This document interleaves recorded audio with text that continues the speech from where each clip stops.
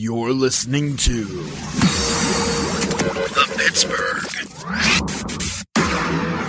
Piledriver. What the hell is that? Podcast.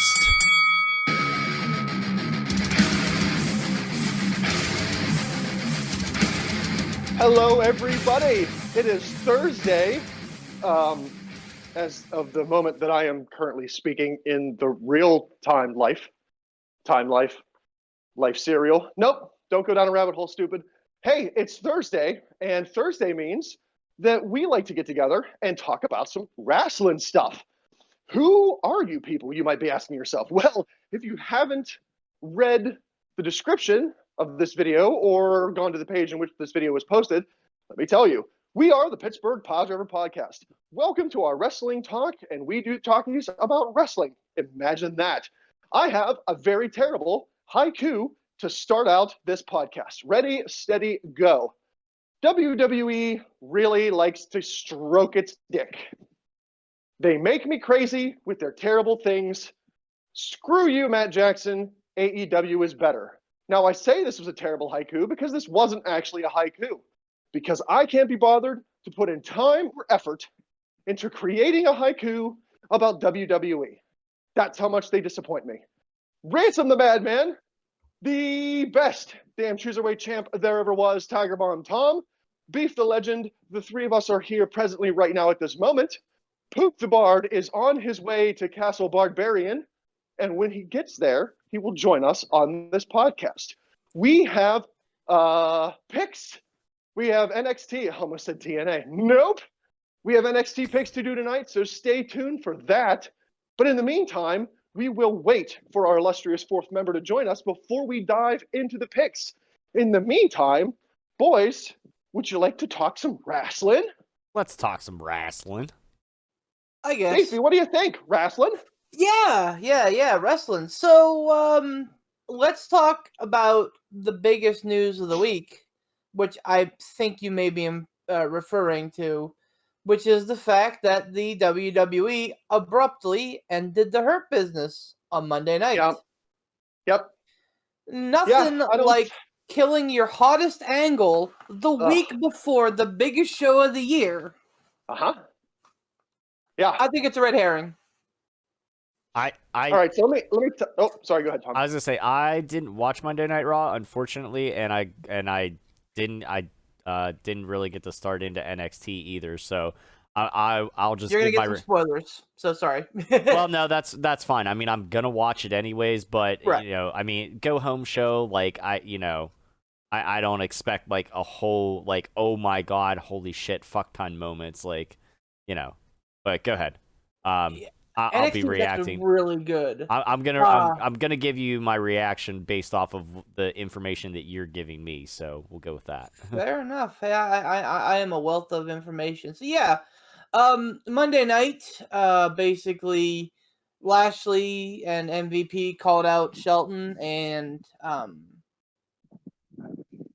Cedric. Cedric. Thank you. Damn it. Not Cedric. Oh boy, Cedric Alexander. That's the thing. Like, I was trying to not pronounce his name the wrong way. I couldn't even think of his name. Cedric. They call him out to the ring, and Lashley tells them that he's disappointed in them. And I don't remember how the whole thing went down. Right. But bottom line is, Lashley faced Shelton on Monday Night Raw in a decent match. Shelton did not get squashed, so that's 6 one away, half a dozen the other. Great for him, bad for the champ. And then Cedric said he wanted, what was left of Lashley the week after. And then at the end of the night, so Lashley puts, and this is another terrible, terrible thing that they've done. Lashley put like a bounty on McIntyre's head, saying if somebody can take out McIntyre, they'll take his spot at WrestleMania.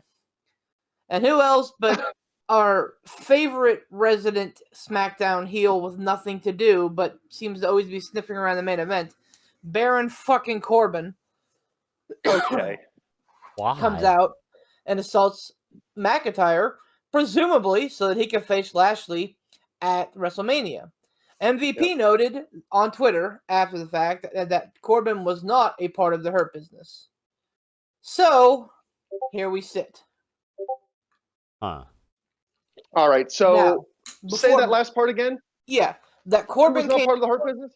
Yeah, so Corbin came down to help Lashley at the end to presumably take Lashley up on his offer to take McIntyre out of the match at WrestleMania and take his spot. MVP said he is not in the Hurt Business. Lashley has deemed that the Hurt Business. Lashley said, I think Lashley said the Hurt Business is over, but MVP didn't give that connotation. He just made it seem like Shelton and Alexander were out. Now, before you react, All right. Oh, here's okay. my All right. Here's my theory. I'm just gonna throw it out there for everybody to discuss. 2 or 3 weeks ago, there was a handicap match on Raw where Alexander and Shelton Benjamin faced McIntyre. If they won, the Hurt Business got to be at ringside for WrestleMania. If they lost, they were banned from ringside. Correct. I believe that this is their way of kicking them out of the Hurt Business and MVP making it known that none of them are in the Hurt Business so that way we can get something janky at WrestleMania. That way Shelton, Alexander, or fucking Corbin could be involved without it being an instant, ringside banning. Can't get banned from ringside if you're not in the Hurt Business, insert GIF. So that's what I'm thinking. All right. So let me start out with this. If that is all the case, if it's all a red herring, if it's all a ruse, at the end of WrestleMania or at the end of that match, they're down there, they help Lashley, Lashley wins, haha, they weren't part of the Hurt Business, but suddenly we're going to reform it right here and now or on the Monday Night Raw afterwards. I have no gripes. That is a great angle. That's a great storyline. Fine with it. No problems. If that's not the case, which after you explained it to me, I just read an article that said that the Hurt Business was done and that it was over and that, Lashley basically said it was over. So the way you explained it really makes it seem like that is a very plausible plan. If it's not, that's where my problems will arise. Because, holy crap. Like you said, Beef, probably the hottest thing going on Raw, the Hurt Business. You're going to bring it to an abrupt end right before WrestleMania. Okay. It just doesn't make sense. You have to be right. You have to be right, though, Beef. You have to be. You're right. Because, Tom, you're right. It makes no sense for them to legitimately break them up like this before WrestleMania. That's a terrible plan. Piss poor storyline planning, just garbage. And if it's Vince McMahon wanting to stir stuff up for the sake of stirring stuff up because he doesn't like the way things are going or wants to rewrite things at the 11th hour, what a psycho, nutty, terrible old man.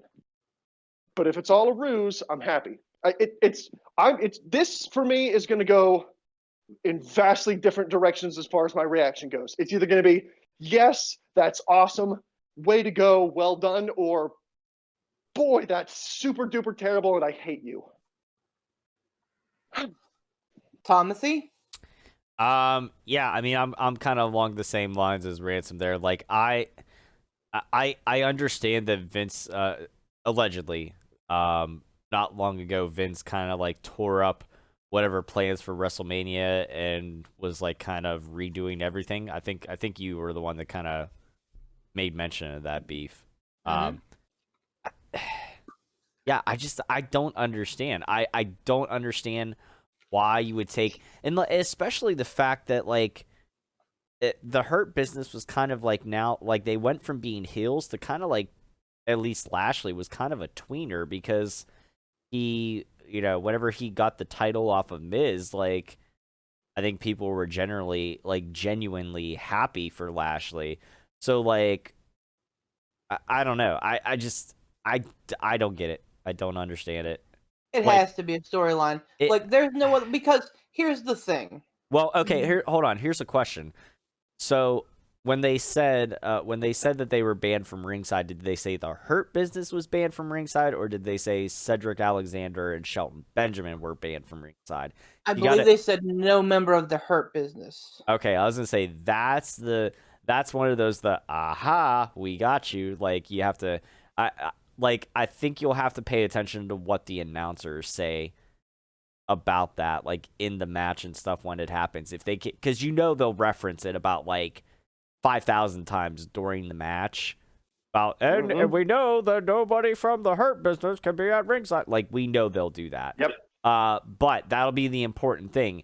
You'll know it right away because they'll either say nobody from the Hurt Business or they'll say Shelton Benjamin and Cedric Alexander are no longer allowed at ringside. But then they'll say, then they might say, well, it doesn't matter because they're not in the Hurt Business anymore. Like, so I don't know. But I think. Yeah.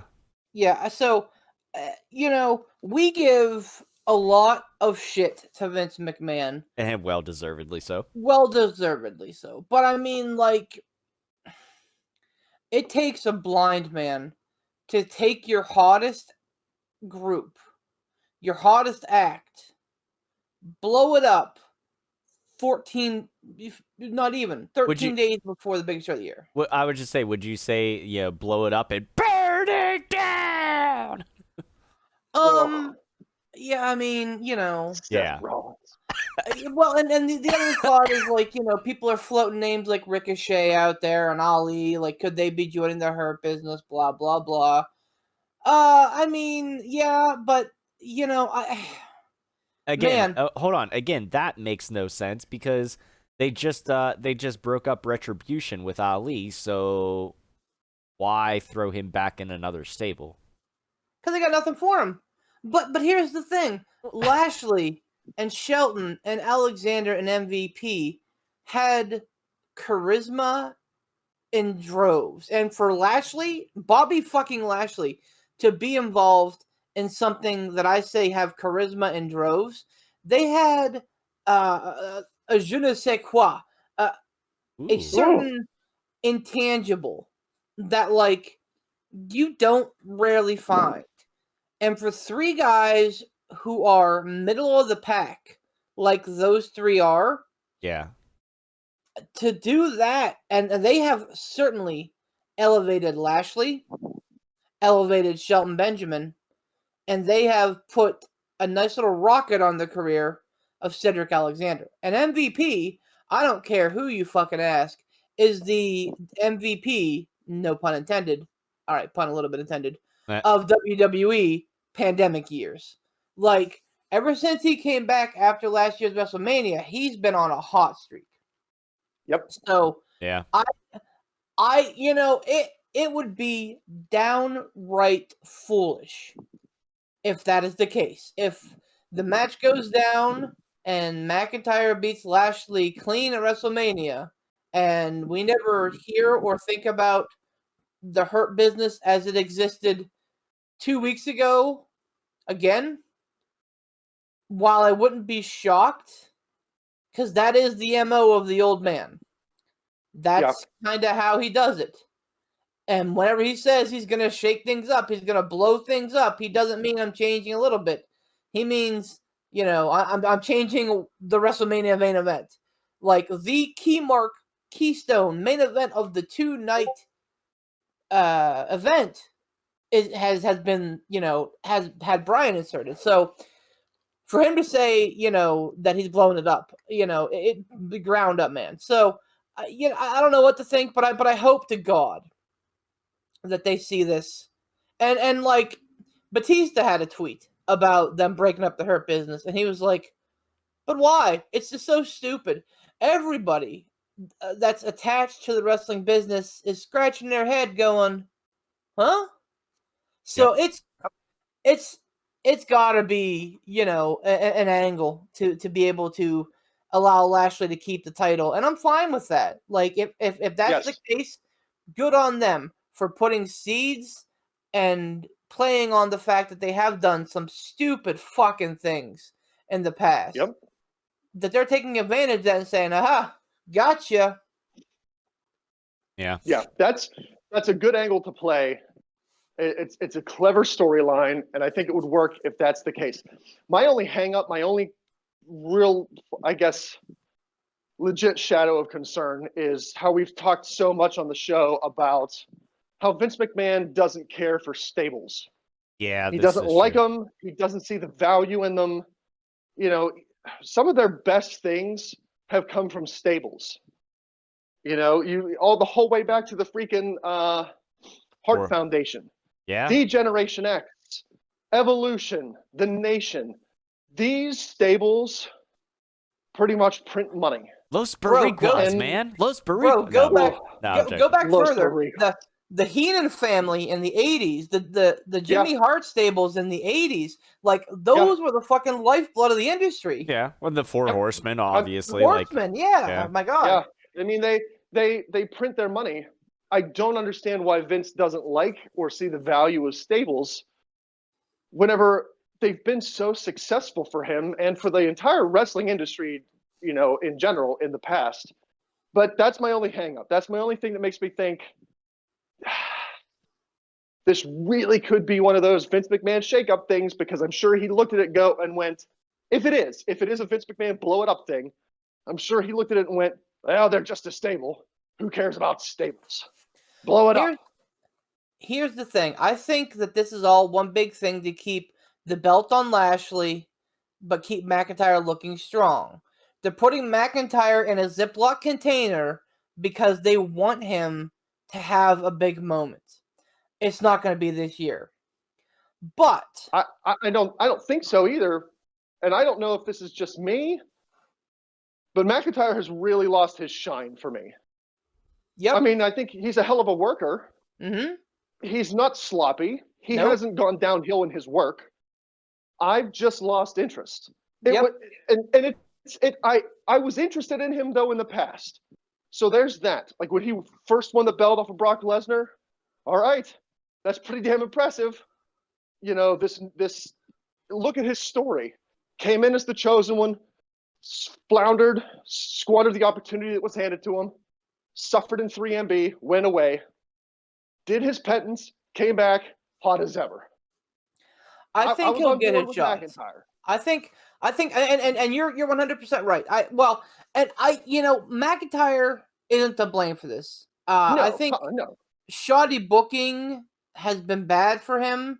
The fact that he lost the title for 2 weeks and then got it right back was bad for him. No audiences was bad for him. So that's what I'm saying. I think they're going to put him on ice. Follow the math here, though. Lashley has been saying he wants Lesnar for the better part of 3 years. If all things go according to plan, health-wise, I think that this country is planning on having most of eligible adults that want it have the vaccination for COVID-19 by June. What comes up in August? SummerSlam. Yeah. So if you can pack in a full or damn close to full audience for something like Lashley versus Lesnar, Oh yeah. I think it's a great way to bring back the next big thing, the Beast Incarnate. I think it's a great time to have him beat Lashley in a solid match. Have him do the Brock Lesnar disappearing act. Now you see me, now you don't, which gets the heat on Lesnar squarely.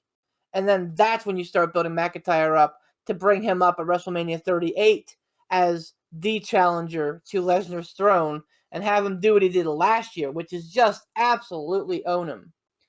Then you get a bigger story, you get a bigger pop. Then you get a bigger, moment for McIntyre then in front of 25,000 in a, 75,000 seat arena.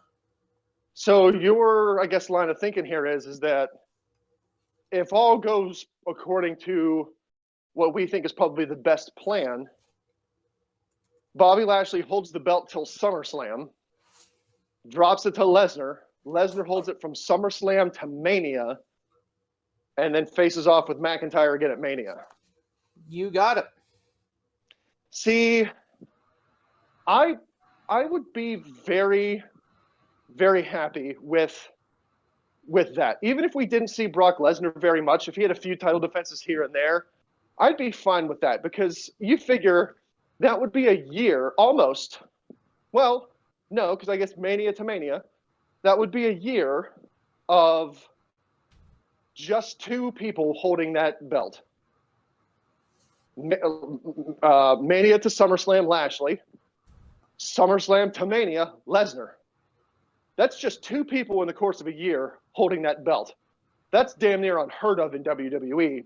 Those titles flip-flop like hot potatoes. I'm completely fine with that, oddly enough. Hey, real quick, let me press the pause button real quick, Ransom.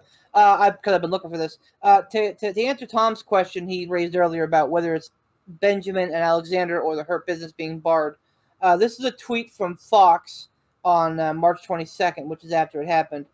With that victory, Drew McIntyre has ensured that, quote unquote, the Hurt Business will be barred from ringside at WrestleMania. Okay, there you go. So that just means what? MVP. Right. In theory. And if so, Lashley's words were key, I think, on Raw. He either said the Hurt Business is over or there is no Hurt Business. Basically, you can't bar what doesn't exist. Okay. So I'm gonna cue my pessimism. I'm gonna put it in my back pocket, and I'm gonna go into this match with optimism, thinking that they are gonna do the right thing. The Hurt Business will be back.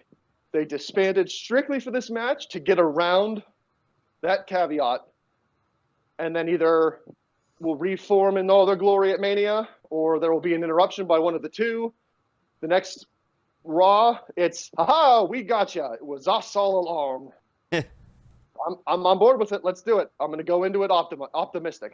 I'm with you guys. I hope I hope they make the right call. I hope regardless if there's fuckery or not, I hope that Lashley hangs on to this title and doesn't flip-flop it back to McIntyre at Mania. I hope they are planting the seeds for something good. Speaking of planting the seeds, maybe the seeds and stems, let's talk about a little Sticky Icky and Matt Riddle there. Holy fuck. How quickly do you think he's going to get that U.S. title ripped off of him and put back into mid-card obscurity? Our dear Tiger Bomb Tom is referencing Riddle losing his lines live on Monday Night Raw. Oh, yeah. Yeah, and didn't he just come right out too and like openly just on camera go, I forgot what I was going to say, or I forgot what I was supposed to say, and then just rides off. Yep, he dropped the whole like stoner accent, like the whoa, like the Keanu Reeves, Bill and Ted accent, and like said like deadpan, I forgot what I was supposed to say, and rides off. Like it fits Poor him. Asuka It fits him. Yeah, Asuka was just like, poor yeah, her. she was like, well, what the fuck? What are you doing? It's live TV, and he just like, see ya. And I'm like, oh no, Matt. But here's the problem, and here's so Riddle is green, and that's what everybody's gonna say about it. He's very green because he's new to the wrestling business in that he's only been in it for a handful of years. Right. Had he been someone who has his chops in him, like a Big E, like a Seth Rollins type of guy, he could have played that off on the fly and just done it in character. Like, oh, dude, I forgot what I was saying. Anyway, see you later, and just peace on out. And no one would have thought twice. But the fact that the character ended deadpan and Matthew Riddle said out of character, I forgot what I was supposed to say, and just kind of leaves. Not a good look. Not a good look, man. Now, again, I'm trying to be optimistic here. I don't think it's outside the realm of possibility for them to try to spin that into like a character angle. Like for someone to reference in a promo they're cutting against him, like I try to have a conversation, or I try to match wits with you, but what's the point? You're just gonna forget what you were gonna say to me anyway. Yeah. Is it not possible that they could I don't know if they will. I don't know if Vince has written him off and gone, well, kid, you're the worst. You're out. But I really feel like that stoner character that they have for him, they could, I would think, maybe be able to spin that into an angle. Yes, no, maybe so. I think you're right. I think they could do it. I think they should do it. I mean, they've kind of already they've kind of already pushed the stoner character like into semi ridiculous lengths already with Riddle. Like they really overplay the bro-y stoner type as it is. Mm-hmm. So like if they're smart, they'll just keep riding it out, and they would spin it. Will they? I don't know. That's why I said, like, you know, who knows with fucking Vince McMahon? Because I mean, they could punish him, and just like every other NXT great that comes through, he can be here for a hot minute. He's got the U.S. title. Regardless, I'll say this: once Riddle drops that U.S. title to whoever he drops it to, boom, mid-card obscurity. I don't think so. You don't think so? No, for whatever reason, Vince is real big behind this dude. I mean, he's good. Like, I mean, he can fucking work. Good reason. Yeah, with good reason. But Vince is very high on him. Riddle's fairly young. He's got a legit background. Haha. He's got a legit background and Vince loves legit guys. Right. That's why guys like Lesnar and Lashley get the spotlight, is because they've been in legit fights, and they, you know, like UFC. Vince loves that shit. Riddle too is you know, a combat sport veteran. So I mean, honestly, mountain out of a molehill. Outside of Asuka's reactions, which absolutely said the story of Matt Riddle, you done fucked up. I don't think we're gonna see any recompense from it. I don't think he'll drop the U.S. title to Sheamus. He might be in the doghouse. Like, somebody might say something to him. This would be a spot where a guy like The Undertaker would walk up to him, kind of take him aside, and be like, dude, you know, you got to get serious about it. If you're not going to be serious about it, then you're wasting everybody's time. And who knows? Maybe someone like AJ Styles, Kofi Kingston, or Randy Orton did that. Like, who knows? But, like, that's, you know. Oh, boy, I could really see Randy Orton dressing him down. You know, he's a guy. You don't think so? He's a guy who I think has matured since the Ken Kennedy and the Kofi Kingston incidents. I don't think he's a guy who, like, works people out in public anymore. I think he takes them aside and is like, listen, man, like, let's figure this out. What's going on? Because he knew he got that rap right away as a shit stirrer, as, you know, a guy who was trying to, you know, work his way to the top by any means necessary. And I you know, from all accounts that I've read, he's really taken, like, the whole, like, backstage general kind of seriously, which is good because he's been there for fucking 20 years. Yep. You know, he's the type of guy that should be doing it. So right. I think that things were said to him probably in Gorilla or, you know, after the show, and that's that. I don't think that there's going to be too much more put on it because of that situation. Because Vince is a big fan of the guy, and to be honest with you, I don't think Vince would know if he messed up. Because that's the Riddle character. And Vince already doesn't understand the Riddle character, so yeah, doesn't understand him, but still likes him. Now let me parlay this real quick. Since we're a man down, this is a great time to do this. Ransom, you put a challenge to me. You said in one of your Frig Off Ransom sponsor, hey. You talked about how you weren't feeling WrestleMania, that I do a pretty good job of seeing the the good out of the bad, citing last year's Bray Wyatt versus John Cena match as an example. So I'm going to tell you and all of the rest of our fans out there why you should be excited for WrestleMania this year. All right, hit me. I believe in you. Yeah, and I mean, I'm this is not a Beat the Legend diatribe. Feel free to butt in whenever you guys want. You guys know how to interrupt me, and that's fine. Kennedy! Okay. Anyway, Oh. You asked for it. You I did. asked for it. I left myself Literally. wide open. That just happened. All right, so let's hit the down notes real quick. Yes, Bad Bunny is in a singles match. Oh, Yes, AJ Styles is in a tag team match. oh boy. Ugh. Yes, Shane McMahon is involved with another high-profile star in another stupid fucking gimmick match. Who's he involved with now? Braun Not Strowman, starting well. Braun Strowman in a steel cage match.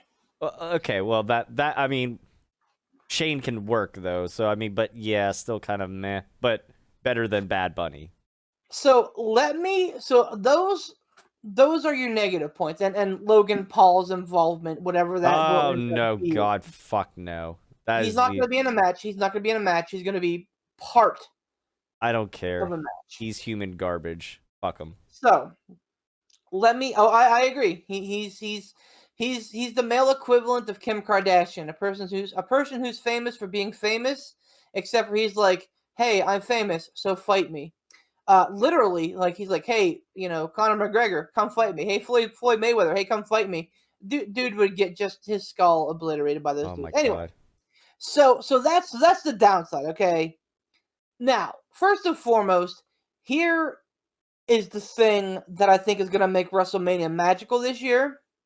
We have been in Thunderdome for over a year. Maybe not Thunderdome, but like the Performance Center. We have been in a sterile environment for over a year at this point. This is taking place in a football stadium. This is taking place outside, and I will challenge you by saying that most, like 90% of outside WrestleManias are great, the ones in New York notwithstanding.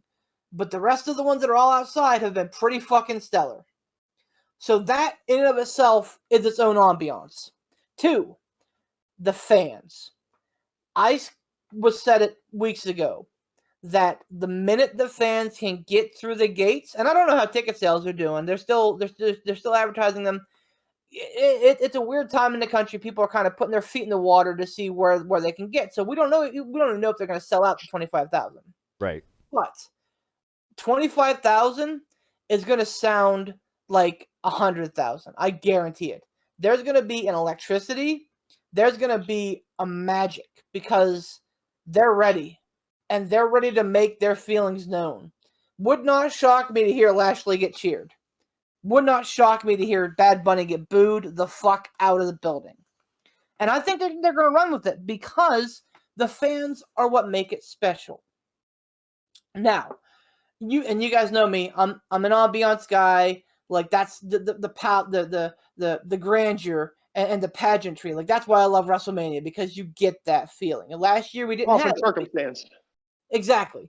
Last year we didn't have it because it was very almost last minute because they made their changes 2 weeks before the card was done. So, and for one match in particular, they changed it the week of. So, this is going to be back to what we expect WrestleMania to be. Now, that being said, let's look at some of these matches. Main event night 1, Lashley versus McIntyre. We've talked about that in we've talked about a lot. 2 big hosses that can work. 2 big hosses that are very good in the ring and have very good ring charisma and have pretty decent chemistry. The New Day and AJ Styles. I don't give a fuck about Omos. Omos could be a trash bag. He could be fucking a Nia Jax. All right? No. Kofi, Xavier, and AJ Styles are still going to work that fucking match. They're going to work it so hard, like a fucking day in the mines, Here are some of the big matches that I'm really looking forward to. Ready? Cesaro versus Seth Rollins in a singles match. No bells, no whistles. Two of the strongest workers on the roster have a chance to fucking show out. I'm hard for that match. Gross. Oscar versus Rhea Ripley. Can Again, I interject real quick? you may. So that is a very bright spot for me right there. Is the Cesaro Seth Rollins match. Mainly because everybody knows Seth Rollins can work. That's no secret. Everybody knows Cesaro can work, but I feel like he hasn't been giving his chance to shine. He's always in a Money in the Bank ladder match, tag match, multi-man kerfuffle. I can't really remember him in the recent being featured one-on-one, no fluff, go out there, give us a show type match. So I'm very optimistic for this because I think you're absolutely right. Those two can deliver, and I'm happy, very much so, that Cesaro is being given a chance to shine alone, no gimmicks, no multi-man matches, one-on-one, a Cesaro match at Mania. I'm all there. Question. Sorry for the interruption. Question to piggyback off of Ransom's statement with Cesaro not really being given his fair shake, which I agree with. Has he ever held a singles title? Yes, he's held, I think, both the United States and the Intercontinental. Has he? Yes. At least the United States. I think he also held the Intercontinental.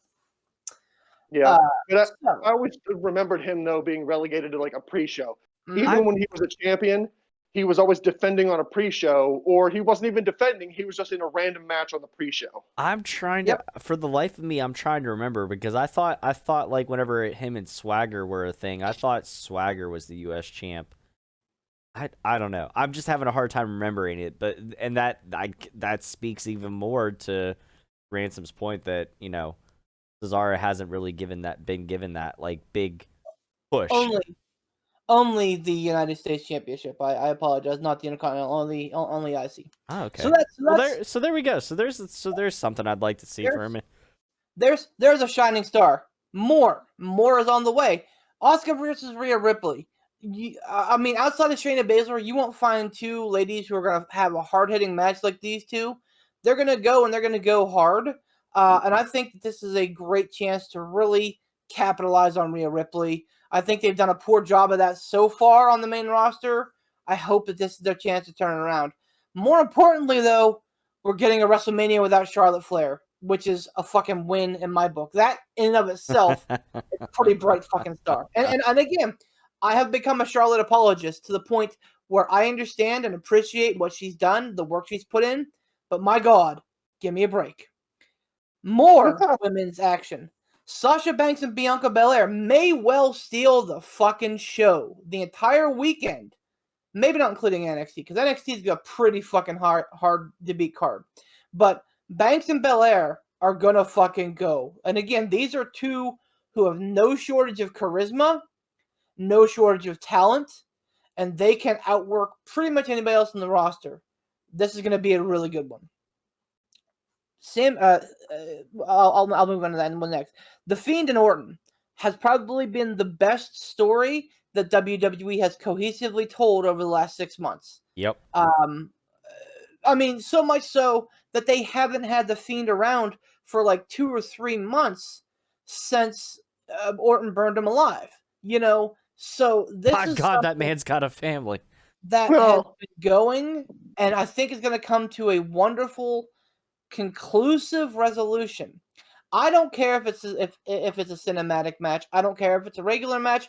It could be that fucking like House of Horrors match, whatever. I don't care, because I think they've learned a lot from the last time that they did that weirdo House of Horrors match. I point back to the Cameron Grimes Dexter Lumis match on Halloween Havoc last year, which was outstanding. And yes, it helps that Cameron Grimes is one of the absolute best. Oh yeah, right.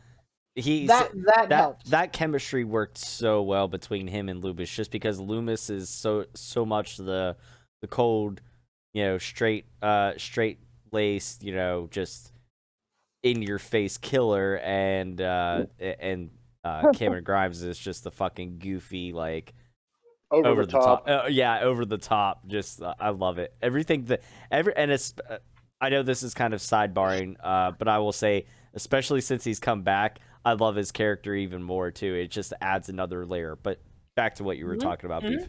So I have I a question before you go on there, Beef. yeah, sure. With this being WrestleMania, and more importantly, WrestleMania with a crowd, the first show they're doing, packing an arena, well, quote unquote packing. Do you think that they would have a cinematic match with an arena full of fans and no what's the thing to do with the screen? No Thunderdome? Do you think that would go over well with the crowd sitting there watching it all transpire on the screen? I think they could, because I feel, didn't AEW just do that with at the Revolution with Sting and Darby and their match? Yep, and that was a killer match. I don't see any way that this is just a regular ass match.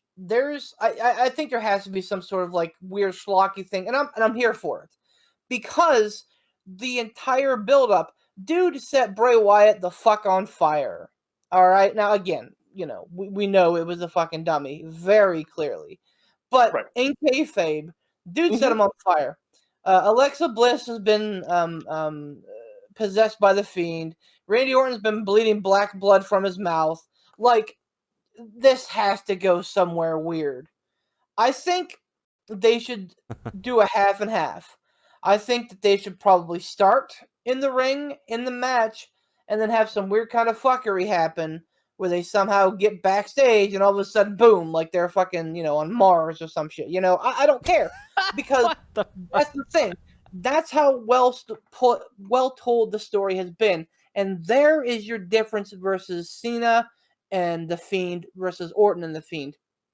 Cena versus The Fiend was them cobbling together what they could last year and trying to produce something that was cool, something that would be talked about, something that was outside the box. This year, they have a story that they can build off of, so that if and when things get weird, we have a established backstory to make that the case. You think it'll be one of those things where, like, it starts in the ring, they go into the back, like you said, suddenly they're on Mars, or in a Texas Chainsaw Massacre type deal, and then something ends up happening where they make their way back to the arena and they finish the match in front of the crowd? Maybe they don't finish in front of the crowd. Honestly, I think the crowd is here for it. Because, again, I think if you're one of the 25,000 faithful that's going to be buying a WrestleMania ticket, I think that you know what it's about. You're not just going to be, and I'm sure that there are going to be some douchebags that are like, hey, I got money, and look at me, I'm on TV. But, like, for the most part, I think that there are people who know how WWE works and that they can probably expect this. Even if not, I mean, we're talking about Wyatt and Orton. And again, I'm no Orton fanboy, but Orton has come into his own the last 5 or so years, where he's gotten out of the shadow of being that guy who traded the title with John Cena 20 times. He's become a guy who gets it, who understands the importance of character, the importance of building a story. So I think those two will kill it regardless. And then my penultimate match here is Owens versus Sami Zayn. And wait, how? What's the story behind that? Because I never watched Friday Night SmackDown. No. I think it's tantamount to Kevin, because I don't watch anything with volume anymore. I'm always doing something else because the main roster is not a focus for me.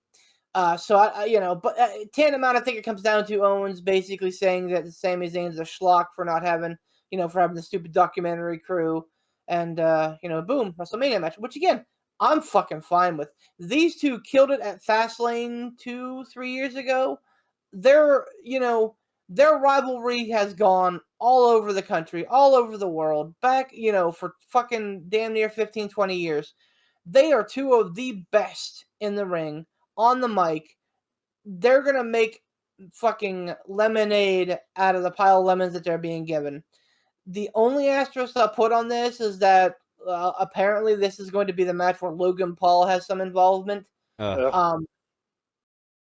As long as he's like tantamount to a special referee or a special enforcer a la Mike Tyson, that's fine.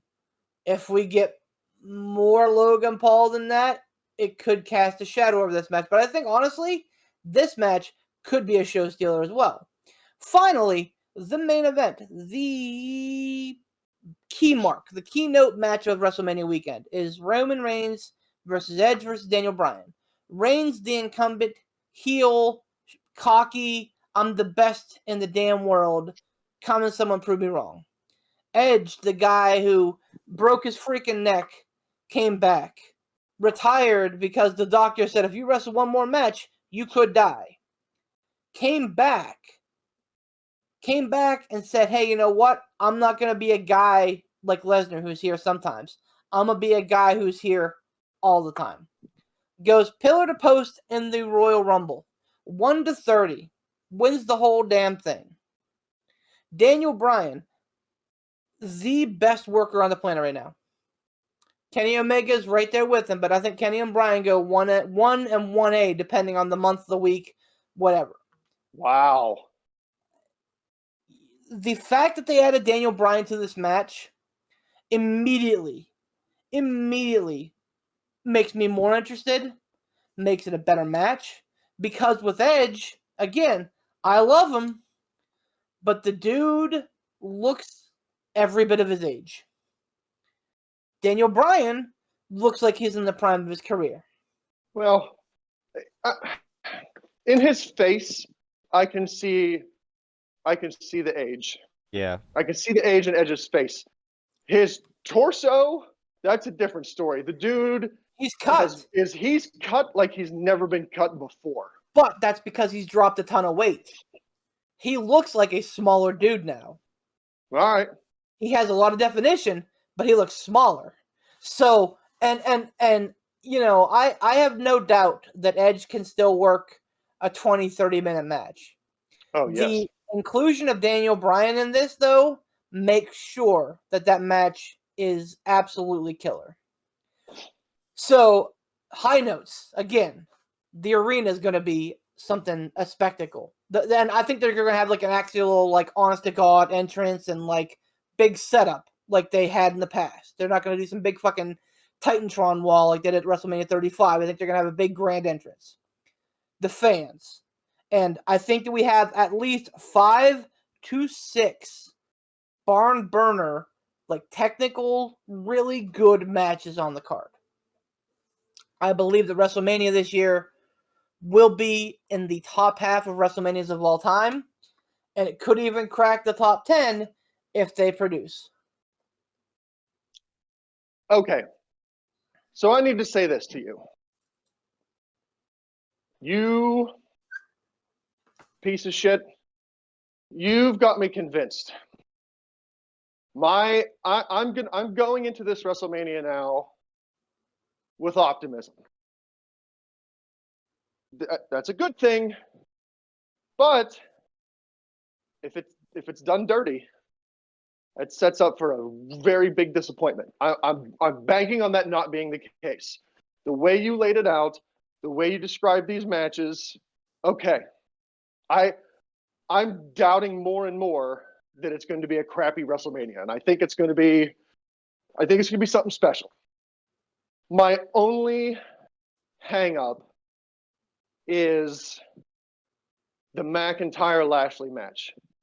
And my only hang-up there, Hurt Business aside, is the fact that I don't feel anything, I guess, toward McIntyre. I don't hate the guy. I'm not rooting for the guy. Really, I nothing him. And I'm not trying to nothing him. It's just at this point, he doesn't hold my attention. He doesn't do anything for me. Like I said before, he hasn't gotten sloppy. He's not gotten bad. he's grown stale on me.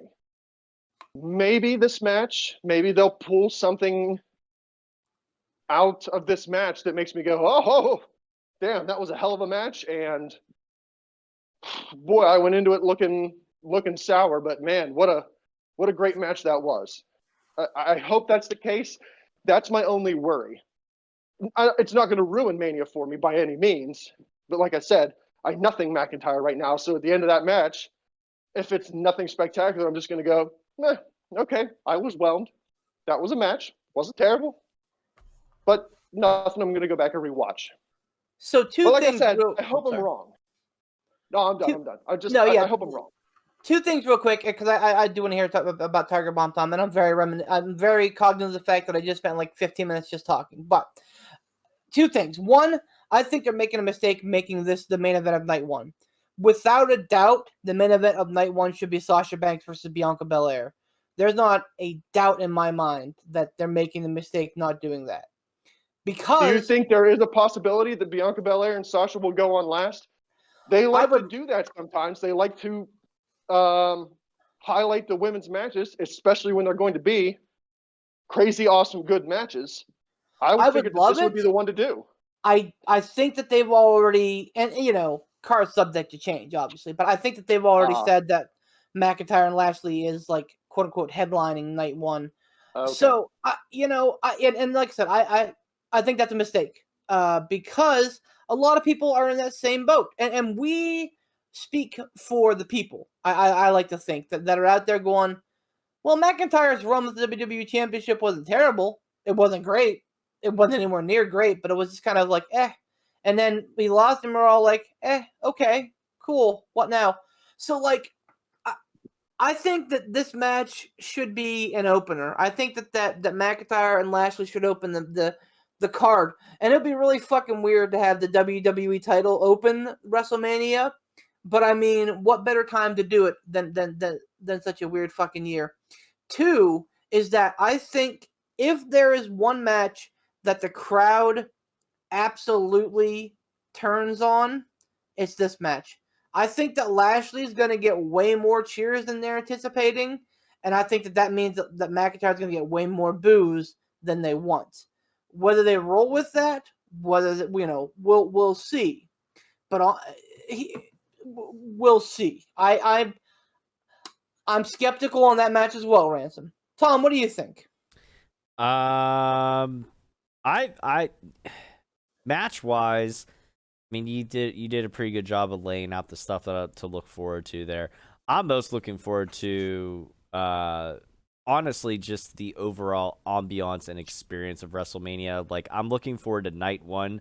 We'll discuss more of that off recording of possibly getting the boys together here and everything like that, and depending on if we do something for night two.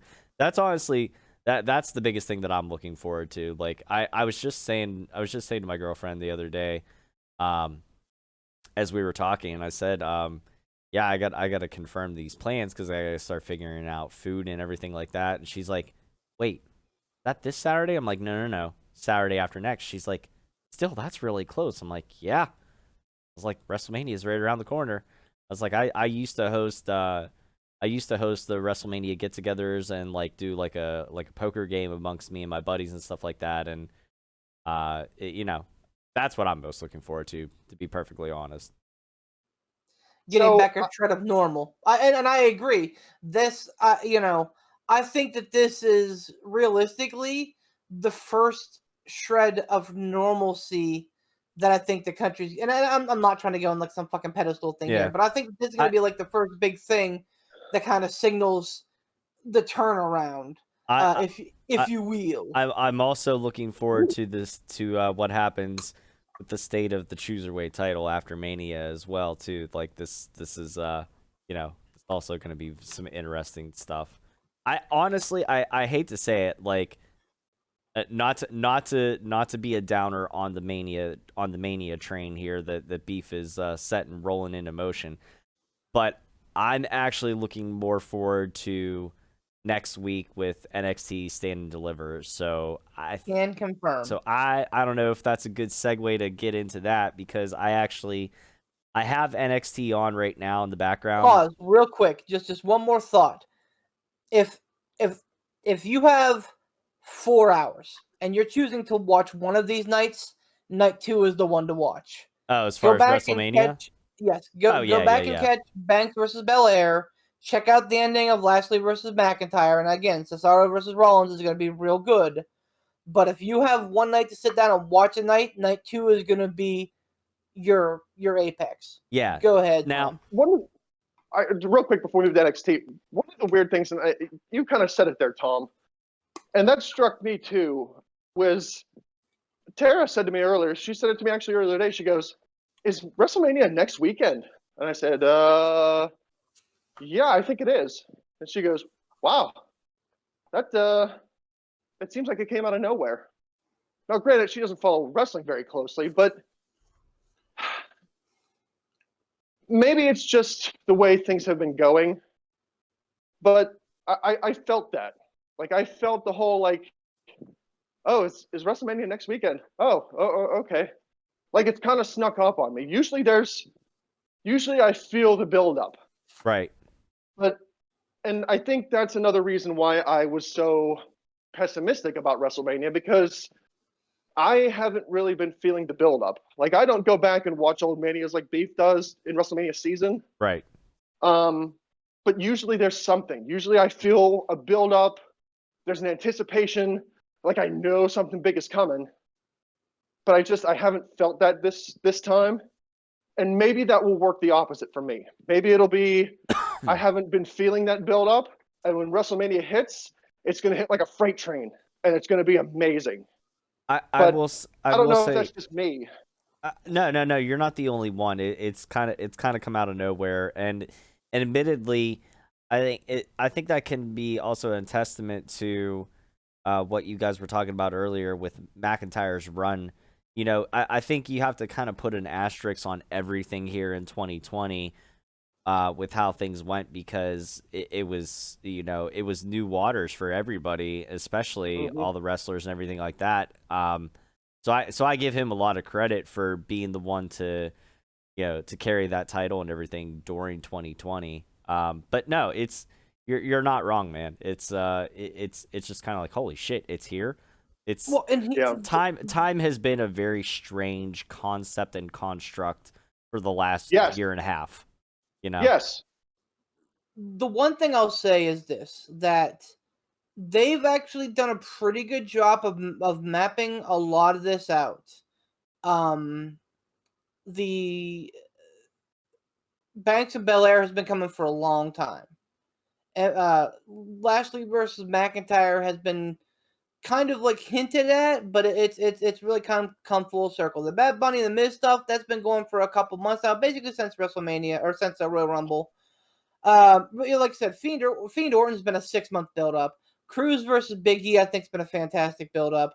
Yes, there are some weird matches kind of thrown together. Riddle versus Sheamus, New Day versus AJ and Omos, even Cesaro versus Rollins. But again, it's to me, man, never a bad thing to say two guys who can absolutely kill it in the ring to say, go do your thing.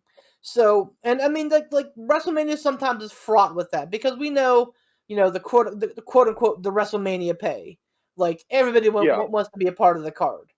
So they do what they can, and we're probably going to see more matches added. The women's tag team titles is likely going to be defended in a 4-way tag team match, which will be okay. You may see some other kerfuffle here and there, but I mean, the card's more or less set. And like I said, you get that every year with WrestleMania, like a lot of build up for 5 or 6 matches, and then like 4 or 5 that are just like Play-Doh together and say, hey, go out there, see what happens. So one more thing here, and I'm sorry, Tom. I know we do want to move into NXT, but you everybody brings up points that I like to go off of. I don't do anything original here. I just pretty much piggyback off of what everybody else says. But Tom, I think you bring up a very salient point, and I don't think I have given Drew McIntyre enough credit. You said something very interesting, that he pretty much carried that WWE title through 2020. The weirdest, probably, and I'm crossing my fingers here before I say it and curse it, hopefully the weirdest year of my entire life. Yeah. Shit can get weird. It can get weirder, but let's hope it doesn't. He did a good job. I'll give Drew McIntyre that. He did a good job of carrying that title and not making it look forgettable. Yeah. Like Beef said, it wasn't anything great, but I feel like he did the best he could. And I feel like he was probably the person that needed to carry that belt through the weirdest year that we've all experienced, the weirdest year in wrestling history, no doubt. And I don't want to overshadow what he's done. I think I think Drew McIntyre did a very good job of working with what he had to work with during the pandemic year. So I want to give him that. He did a great job with the card he was dealt. Right. Now I'm done. So like I said, I'm no disrespect to Beef getting Ransom and myself hyped up for WrestleMania. Not that I wasn't like severely hyped up, not that I was going in with a lot of pessimism or anything like that. But I am really, really excited for NXT Takeover, Stand and Deliver. Now, before we get into talking about how awesome pretty much every match is going to be, I have one question as I'm sitting here with NXT on in the background, the volume down. Beef, what the fuck's up with the dog? I don't know, man. It might be a way to bring Chelsea Green back to NXT. I don't know who else it could be. Maybe Melina, but I mean, like that didn't. So you'll you see set it. this up. I don't know what Tom's referencing. So like last night and only last night. It did not appear before last night. They have like this little like Pomeranian style dog. It may not have been a Pomeranian. Don't fucking. I think it's come Pomeranian, but no. well, whatever. To quote Walter, fucking Pomeranian or something. So what do you mean brought it bowling? I didn't buy it shoes. It's not taking your fucking turn, dude. They kept showing like little vignettes of this dog running into the performance center, running across the little like floor pads that say "We Are" and then NXT, and then eventually it runs up to like a set of legs that are wearing high heels, and it says like "See you soon" or something like that. Bobby Fish returning, confirmed. Oh yeah, right. So I don't know, man. I think it's probably gonna be Chelsea Green, or somebody that I'm just not thinking about right now, or maybe somebody from the upper roster just coming back down, a la Finn Balor. That'd be okay too, but we'll see. Has there been a woman wrestler that's been associated with like a little toy dog-ish? Not really. Not since Tori Was that ever Wilson, but that someone's was gimmick? not since Tori. No, Hold on. Not since Tori Wilson, but that was a little. I remember it being like a little white poodle dog. So toy poodle, yeah. Toy poodle. Yeah. And she's not going to be involved. No. It could be a great breaking in for somebody. Who knows? We'll see. Yeah, that's not one that your friend Beef has the answer to. Damn. Okay. I can tell you though that so the last 3, 4, 5 years? No, like 4. NXT has been the standout of WrestleMania week. With the exception of I think WrestleMania 31. WrestleMania 31 I think was the only WrestleMania during that time to beat the Takeover. But otherwise, like Takeover has been the star of the show every single year. And this year's not going to be any different, man. Like it looks. My only concern, and spoiler alert coming up, was in the Battle Royal for the Eliminator. They had Pete Dunne and Kushida get double eliminated, and I'm like, that's fucking stupid.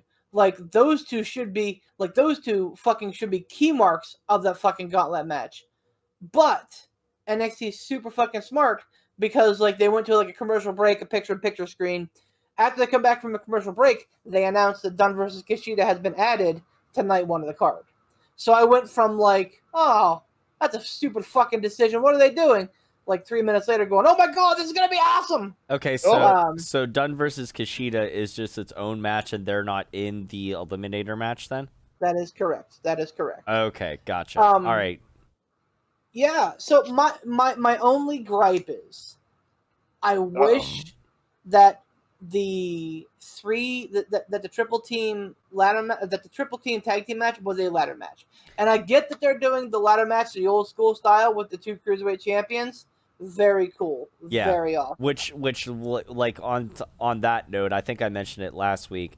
Seeing Shawn Michaels come out, pull ladder out from underneath the ring, slide it in, and just look at them and point at the ladder and just saying kind of like, all right, this is what you're doing. Like, I like it because, you know, it harkens back to that old, you know, title for title. You know. WrestleMania 10, baby. Yeah. It's not the first ladder match in history, but it's the most well-known ladder match right. in WWE history. Right. Yeah, man. Like and like I said, I get that they're a ladder match, but man, like you take teams like MSK, Legado del Fantasma, and the Grizzled Young Vets. I think if you add a ladder to that, and I mean, you know what? It's a triple threat tag team match, so you know we know that with triple threat matches there are no DQs, no countouts. So I'm sure we're gonna be getting some pretty great spots anyway. Yeah. But like, yeah, I mean, I look at the 2 NXT nights. I don't see a bad match on the card. Not at all. No, and to your point, I don't think that like it doesn't necessarily have to be a ladder match. I'm sure we'll probably get a ladder or at the very least a table involved. Oh my. Anyways, yes. You know what I mean? Yep. So I don't think it's outside of the realm of possibility that you won't see a ladder spot there somewhere. I think you can get it, but no, I get what you're saying though. Like something like that, like very much a la the 4-way tag team ladder match that we had at the one takeover. What was it, 2 summers ago? I can't remember. Who was involved? It was the one with oh fucking hell. Was that like Revival and DIY and AOP and TM61? No. That was Undisputed Era. I can't remember who else was in it. Oh my god. Why can't I think? Oh, that was Undisputed Era, Street Profits, and Forgotten Sons, and I can't remember who the fourth one was. But yeah, so like here's my only concern. I hate when NXT does these shows on Wednesday nights that are like takeover caliber, but we still have to deal with commercials. Yeah. Now, here's something I'm interested in, and I'm probably going to be dual screening it to see which I like better. Night 1 is also being broadcast on Peacock. Interesting. I am going to be upping my Peacock membership to the total premium package, whatever it is. I don't fucking know. But it's going to be on Saturday. Yeah, the $9.99 one, because I'm not, it's a net gain of $0, net loss of $0, and I won't have to deal with commercials. Yeah. But I get the feeling they're probably just gonna be piping in the USA feed, so I might have to get them anyway. We'll see. I'm hoping not, but yeah. But that's my only concern. But to be fair. Well, I don't watch that show. You're the worst. You're the worst, Ransom. I'm kidding. Great American Bash came off very well. Yeah. Halloween Havoc was fucking outstanding. Yeah. So they have expertise in doing it. I just, I want this card, night 1, I want to have the time it deserves. I think that Shirai and Raquel deserve a good 25, 30 minutes. I think that Ciampa and Gargano, or my goodness, 3 years ago called, Ciampa and Walter deserve like a good pittance of time too, because that's, a world title in and of itself. Oh yeah. the tag team match has to have, and I mean, Dunn versus Kushida, I think has to be 15, 20 minutes. And then, like, the one that I didn't mention was the fucking gauntlet match. So, like, of course, that's going to be a longer match. Maybe not, maybe we get some cheap eliminations in there, and but honestly, I think he might have it a little mixed up. I think maybe you could have Ciampa versus Walter. I think that one could be a solid 10-minute match and not have to feel like a squash or anything. You know what I mean? Yeah. Well, hey, I don't know, man. Like, speaking of no, hold on. Speaking of squash and stuff, fucking squashing apples with his bare hands here soon enough is the fucking Barbarian Poot. Oh, wait, hold on. Oh. I got it. Don't you worry, I got it. Ladies and gentlemen, normally coming in late, I introduce the best damn cruiserweight champ there ever was. However, this time, I would like to introduce to you, not for the first time, but for this time, the longest reigning, defending, undisputed, longest, let me say it one more time for emphasis, longest reigning cruiserweight champ there ever was, the illustrious Barbarian himself, Poot the Bard, baby. That's good. Have you gone back and compiled the videos and figured it out? I assume that Poot still was the longest reigning. Oh, by far. Yeah.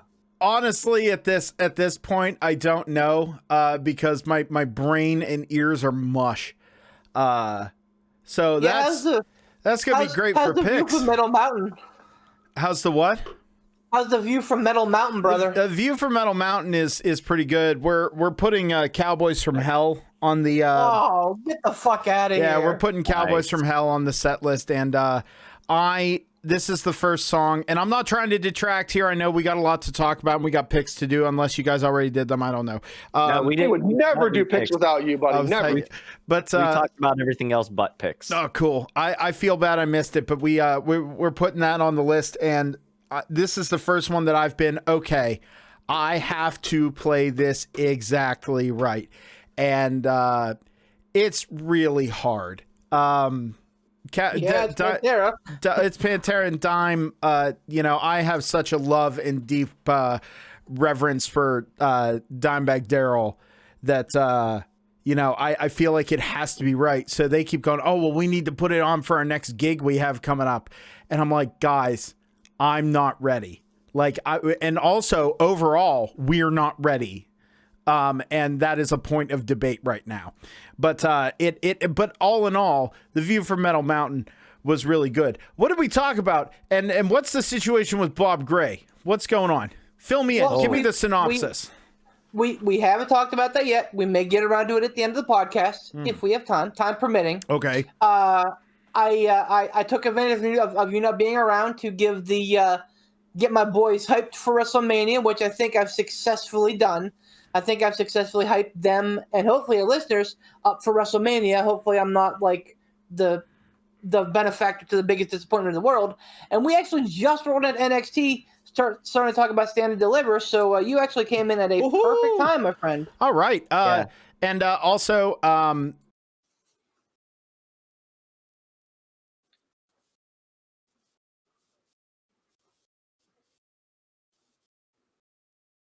Oh, that's fine. I can. Yeah, no, I can stop recording and I can send you what I got. Sounds good, buddy. Okay, cool. All right, we're gonna give it a couple minutes of silence or a couple moments of silence. No, you're good. You're good. Okay. I'll edit this part out. You're good. Okay. All right. So since we are just kind of getting into takeover, let's go ahead and start with picks, and we can kind of conversating about the event itself as we go through picks. Night one, and I'm super fucking pumped that there are 2 nights this year. Double the fun for takeover. Night one is on USA. What? USA. Is that Canadian USA? No. That is me working with insurance companies all day. My bad. USA. So look, hold USA. on. Before we go into picks, you just said it there, Beef. if they're doing this on USA and Peacock, right? That is correct. It Correct. was officially announced last night. It's being simulcast. Now, here's the thing that will chap my undies a little bit. I understand it's not very much money. Like, I get it. So I'm making a mountain out of a molehill here, but it's a mountain that I feel like I need to make. I did up my subscription to the no commercial or whatever because I got tired of Hooray! the serial killer documentary. It's not Ted Bundy. It's the other guy, the guy that's dressing up like a clown. Ed Gein. John Wayne Gacy. John Wayne Gacy. Yes. I was sick and tired of seeing John Wayne Gacy documentary commercials air while I was watching Parks and Recreation with my children in the room. Thank you, Peacock, for censoring WWE programming, yet airing stupid murder serial killer documentary commercials during Parks and Recreation. Idiots. Someone think of the sorry. children. I'm healing up here, but that's stupid. But I will tell you this. It will chap my undies a little bit, and I get it. It's just like a $5 difference. But if I'm going to be paying for something without ads, if you're simulcasting from USA and on Peacock, I better damn well not get one stupid USA commercial on Peacock when I'm paying for Peacock with 0 ads. I shit you not, I will call Peacock customer service and say, hey, Oh, no. I paid for this shit without ads. I got a shit ton of USA ads during NXT TakeOver. What is this? So I'll think bitch you, but I will. I don't care. so. First and foremost, I think that one of the things that, like, when you're signing up for the Peacock, like Super Premium, Ultra Unleaded Plus, is that they say that you can get rid of commercials when applicable, and like, I think that sporting events is one of those things you can't. Being that this is kind of shoehorned in, because I don't think the plan was for it to be on Peacock night 1. I think the plan was 100% USA. Damn it, USA. USA. 100% USA. Fuck it, we're gonna stream it network. on the general. I think that Peacock probably threw some weight around and was like, hey, can we do this? So I think it's probably just going to be, and I hope I'm wrong.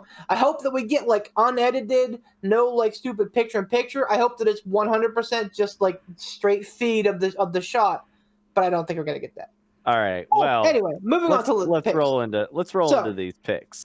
The gauntlet match. Let's lead off with the gauntlet match because I think it's probably going to lead off with the show. This is a 6-man gauntlet eliminator match to determine the number 1 contender for the NXT North American Championship on night 2. They will go on to face Johnny Gargano the next night. The participants in the order that they are coming in, this is important. Yes. Leon Ruff and Isaiah Swerve Scott will start the match, followed by Bronson Reed once one of them loses, followed by Cameron Grimes once one of those two lose, followed by Dexter Lumis once one of those two lose, followed and ultimately finished by LA Knight. LA Knight sitting in the catbird position. So, the winner gets a shot at Johnny Gargano night 2. Tom, who do you want to see start? I guarantee it's got to be Loomis. Loomis has to go against Gargano. They've been setting up too long for it not to be Loomis. I was actually asking you what order we should go in, but hey, we'll start with you. That's fine. Yeah. I also echo that sentiment. They've done way too much groundwork for it not to be Loomis. And listen, this isn't main roster, okay? We know that NXT connects the dots and finishes their damn stories. So it's got to be Loomis. I'd love to see it be Ozilla. I'd love to see LA Knight. Dexter Loomis doesn't bug me at all. Poot, what do you think? Probably going to be Leon Ruff. Oh God, Man, I'm going to tell you something. The caveat, I was 100% Loomis with a fairly close but still a little distant second being Cameron Grimes, but he's kind of embroiled with Roderick Strong right now. No, actually, so if you didn't see NXT last night, Cameron Grimes beat Roddy Strong. Oh, I know that. But I was like, Roddy's not going to take that line down. Like, there's going to be more. He walked out. I think so. I would love to see Roddy like get in Grimes' face at night 1 and lead into to them having a match at night 2. I don't know if they'll do that, but that'd be great. So you're picking Loomis then, Pooh? Well, but having the factor of LA Knight. That's the thing is like, I feel like they'll have bigger plans for LA Knight, and history has shown that new guy has a good showing, but doesn't take the win. I just feel like not enough people that what was his name before? I can't Eli remember. Drake. Eli Drake. Thank you. Eli Drake. Yeah. Eli Drake, like that's the thing is like Eli Drake, I feel like not enough people know him. And I feel like it would behoove him to have a strong showing, but they have been setting up this Dexter Lumis, Johnny Gargano thing for so long. I really wish they wouldn't have put LA Knight in this match. I wish they would have given him a singles match. WrestleMania season, go wild, Poot. Man. Yeah, but I've had such bad months the past couple months.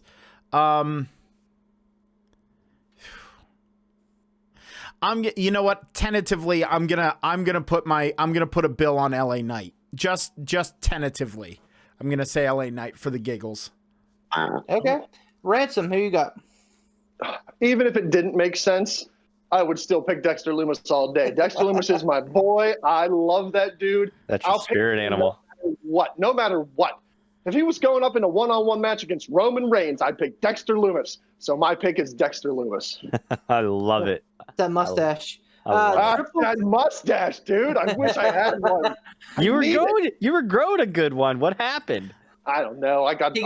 He got drunk and forgot. Well, the little bit. maintenance on those some bitches is tough. Oh yeah. I need a better razor is what I need. And to stay away from the whiskey. Well, you need to check out Manscaped. Manscaped has the. Oh wait, they're not sponsored. They're not a sponsor. Listen, Stop talking about this is- hold on. I'm calling them. I'm going to get This them is sponsored not by the podcast. AEW unrestricted. You're not Tony Schiavone, and I don't want to hear the next thing out of Oh your my mouth God. be anything about Blue Chew either. So. Okay, don't worry. Anyway, so triple threat match. Speaking Moving of on. Blue Chew, you can moving suck right my fucking goo. along. Triple threat tag team match for the vacant NXT tag team championships. Honestly, Danny Burch's injury couldn't have come at a worse, but yet better time because they have nothing going on, and now they have three hot teams to plug in there. So we're going to see MSK, Wesley, and Nash Carter versus the grizzled young veterans, James Drake and Zach Gibson versus Legado del Fantasma, Raul Mendoza, and Joaquin Wilde. I'll start, and I am picking MSK. Poot? Oh, what? Wait, why am I second again? Anyway, You were MSK. third last time. MSK makes sense. MSK just makes sense. You're right. I'm dumb. MSK. Ransom? MSK. Tiger Bomb. What the fuck was that? Don't worry about it. Don't talk about it. Everything's fine. just Everything's ignore fine. it. Ignore it. It's fine. Oh God! Ignore What kind of me. hospital is this? What kind of hospital was that? I'm picking MSK. Tom's dead. I can't. MSK. Tom Corpting, MSK. and for the man. MSK. MSK. All right. MSK. Uh, Newly added, Pete Dunne versus Kushida. Peter Dune. Poot, what you got? Oh boy. I really want Kushida to finally have his fucking showing, but it doesn't make sense to have Peter Dunne look weak. Is this just something they randomly added? So they Yeah.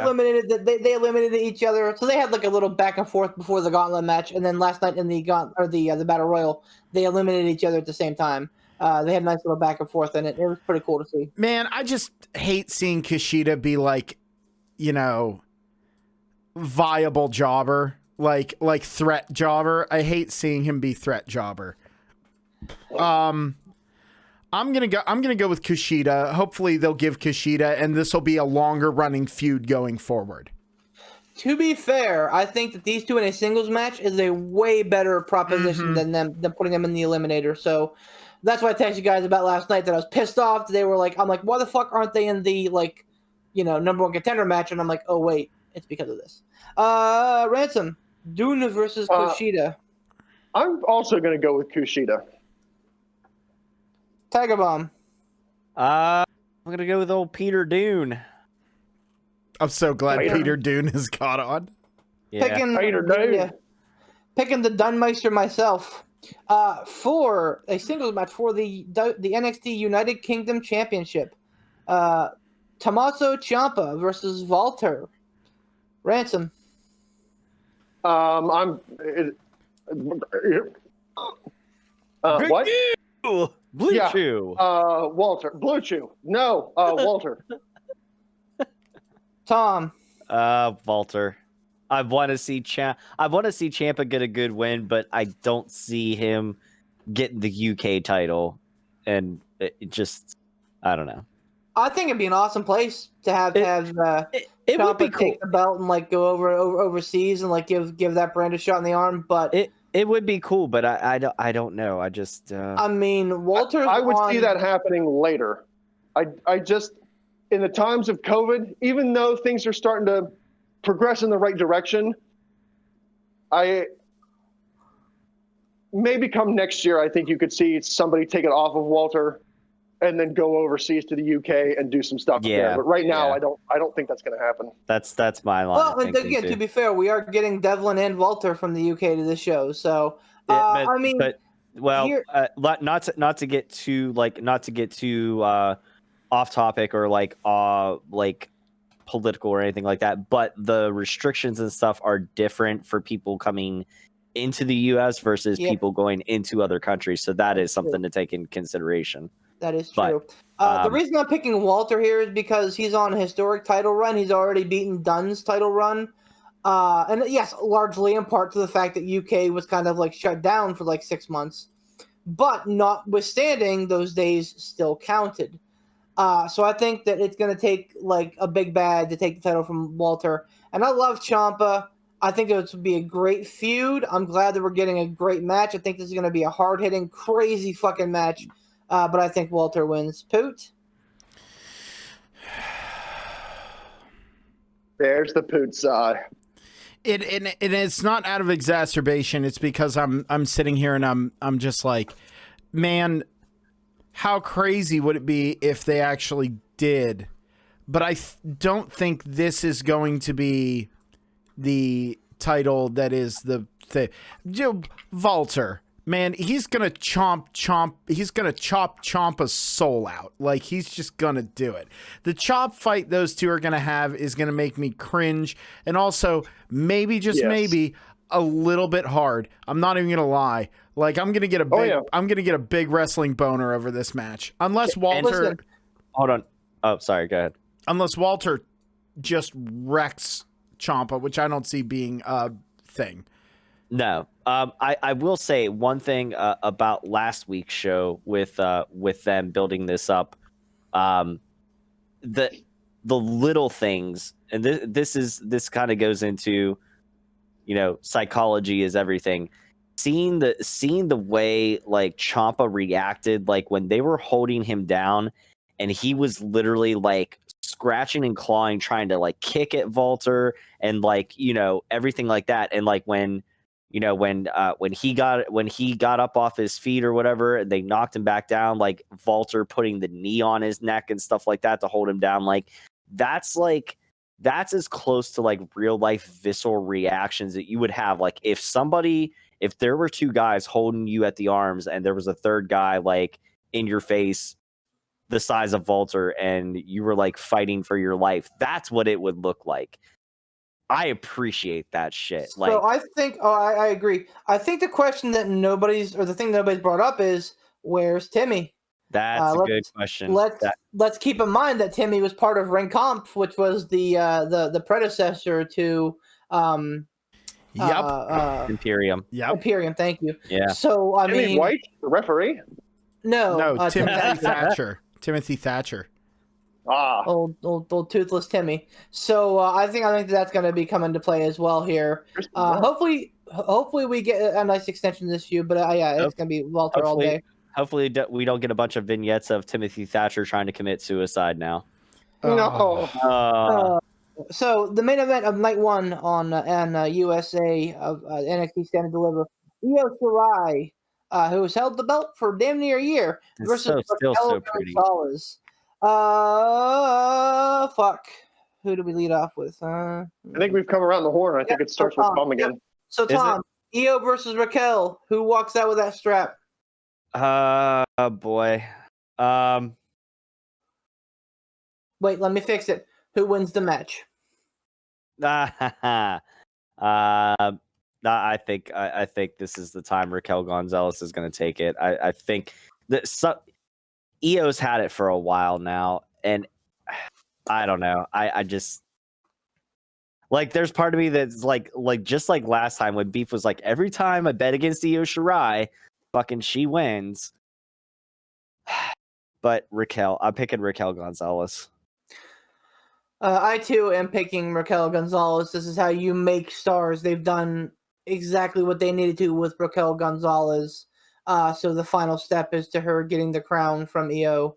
Io has been like the champ of 2020 through 2021. She has been the person I think who's done the best with the belt that they were given. Oh, the old 2020 champ.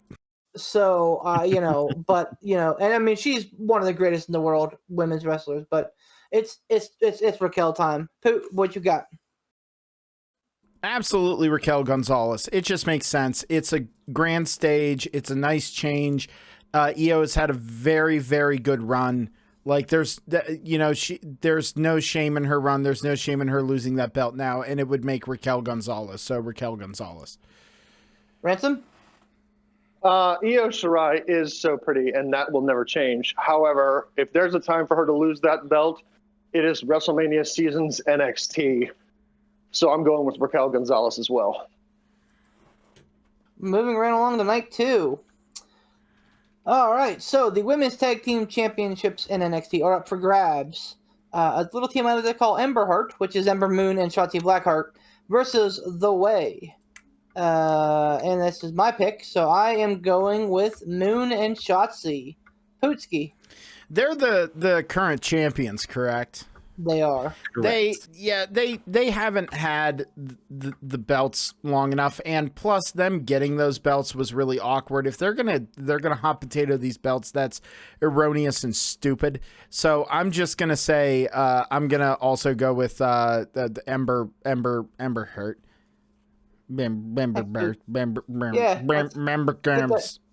Get that shit flowing. Ember Heart. Hell yeah. Ransom, who you got? For every single reason that Poot said, Ember Heart. Tom? Yep, chalk me down. Let's get them across the board. Alrighty. The ladder match for the Cruiserweight title, we have the current Cruiserweight champion, which is Jordan Devlin, versus Santos Escobar, who is the interim NXT Cruiserweight champion. Ladder match, a la Shawn Michaels, Razor Ramon. Poot. Who are you picking?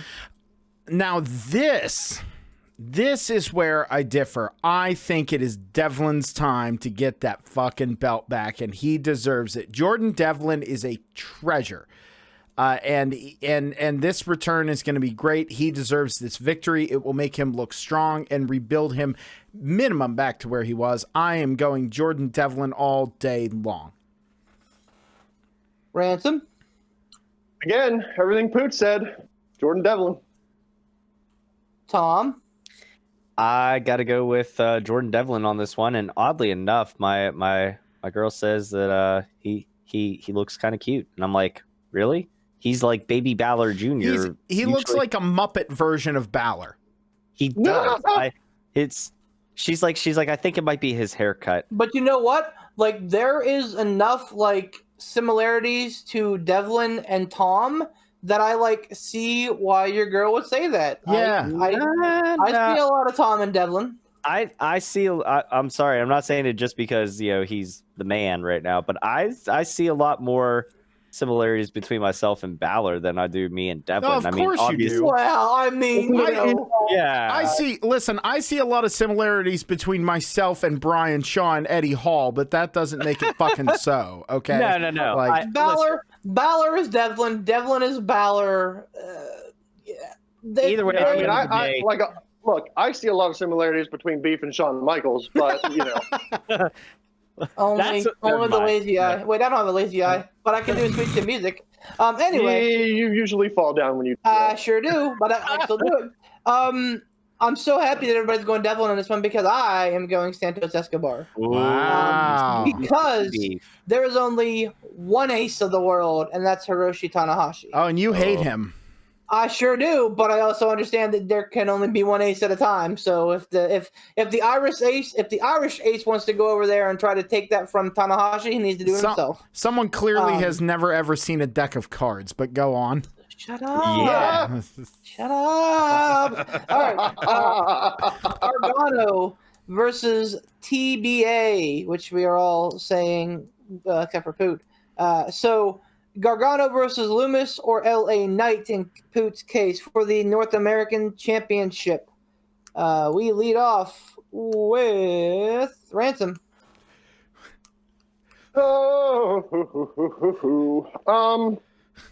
I'm banking on my boy and his glorious mustache, not to be confused with Bobby Roode. I'm banking on him winning that first match, and I'm banking on him winning this match too. So I'm gonna go with TBD. Okay. I'm assuming TBD is gonna be Dexter Loomis. Okay. I'll just write because I actually was supposed to write Loomis's name, but I'll just write TBA because that's you're 100% right. Tom. Oh, this is rough. Even though I'm picking Loomis to win the Gauntlet Eliminator, I think Gargano is. I think Gargano is still going to walk out of there with the title, and I think they'll set up for a little bit of a longer feud. I don't know. God damn it. I feel like Gargano is still going to walk away with the title, but I don't know if Loomis is going to get the win by disqualification or not. This is hard. That's what you said. Keep talking. I'm going to pee. What?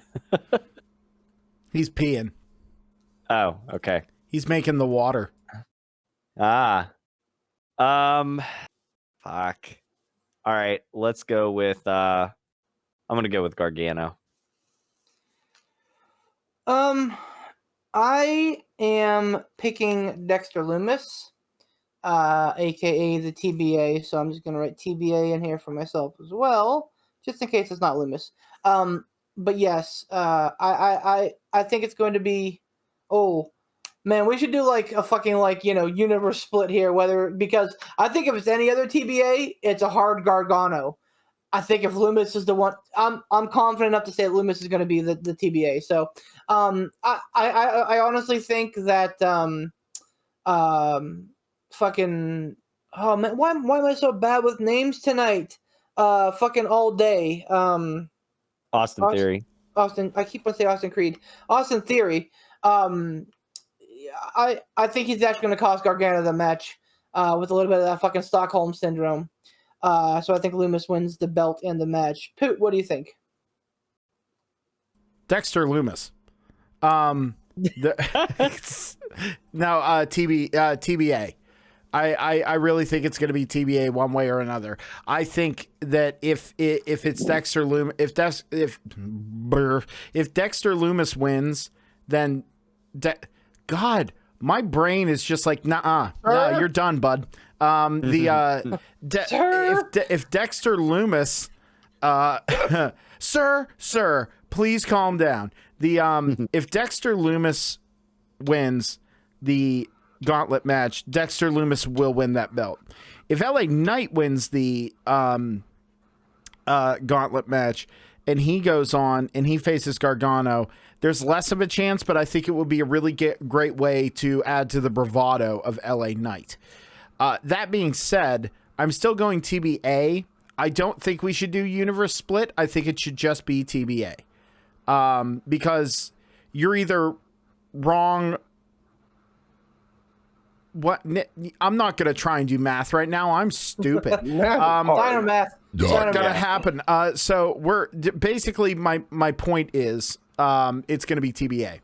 I'm going to go with TBA. Yeah. balls. And in the main event Uh-huh. of NXT Stand and Deliver, Night 2 in the overall event, we will see the incumbent, Finn Balor, versus Karrion Kross. Karrion Kross has yet to lose on NXT. Just saying. Or I guess you have to be pinned or submitted. I guess him and Balor did lose that match. So this is it. All the marbles. We are back around to Ransom on this one. No, Tom. Bad keep track this time. Oh, wait, Tom. Who picked first last time? It was Ransom. Ransom. So it is Tom's turn. Tom, who you got? It doesn't matter who picks first or not. Karrion Kross is getting that title. Can confirm Karrion Kross. Who? Oh, it's if anyone said Balor, listen, I love Balor, but give me a break. Give me a break. This has to be Karrion Kross. If it's not Karrion Kross, where does Karrion Kross go from here? To the main roster, to be wiled away into nothingness? Like no, God no. There's no other option. Listen, if that were an actual legitimate thing that would happen, you would see me doing the Michael Scott gif. No, God, no, please, no, all day long. It just doesn't make sense for any other outcome. Why would a 7-foot-tall Wookiee live on a planet with a bunch of 3-foot-tall indoors? It doesn't make sense. It doesn't make sense. The no, it has to be Karrion Kross. Ransom? Ladies and gentlemen, give him a break. Break me off a piece of that poop cat bar. Karrion Kross. So Now with 20% more exhaustion.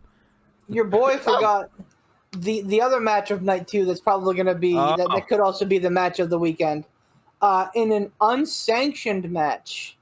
I was wondering if this was happening. NXT will not be held liable. I was actually saving it for the end of our picks because I think that we're going to be an interesting pick on this one. No, I'm lying to cover my ass. I just forgot to write it down.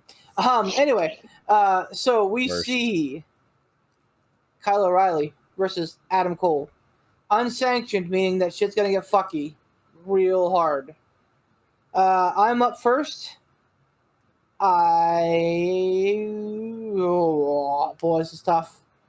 I had all the rest of them written down and had time to think about them. This one I'm kind of picking on the fly. Give me Adam Cole.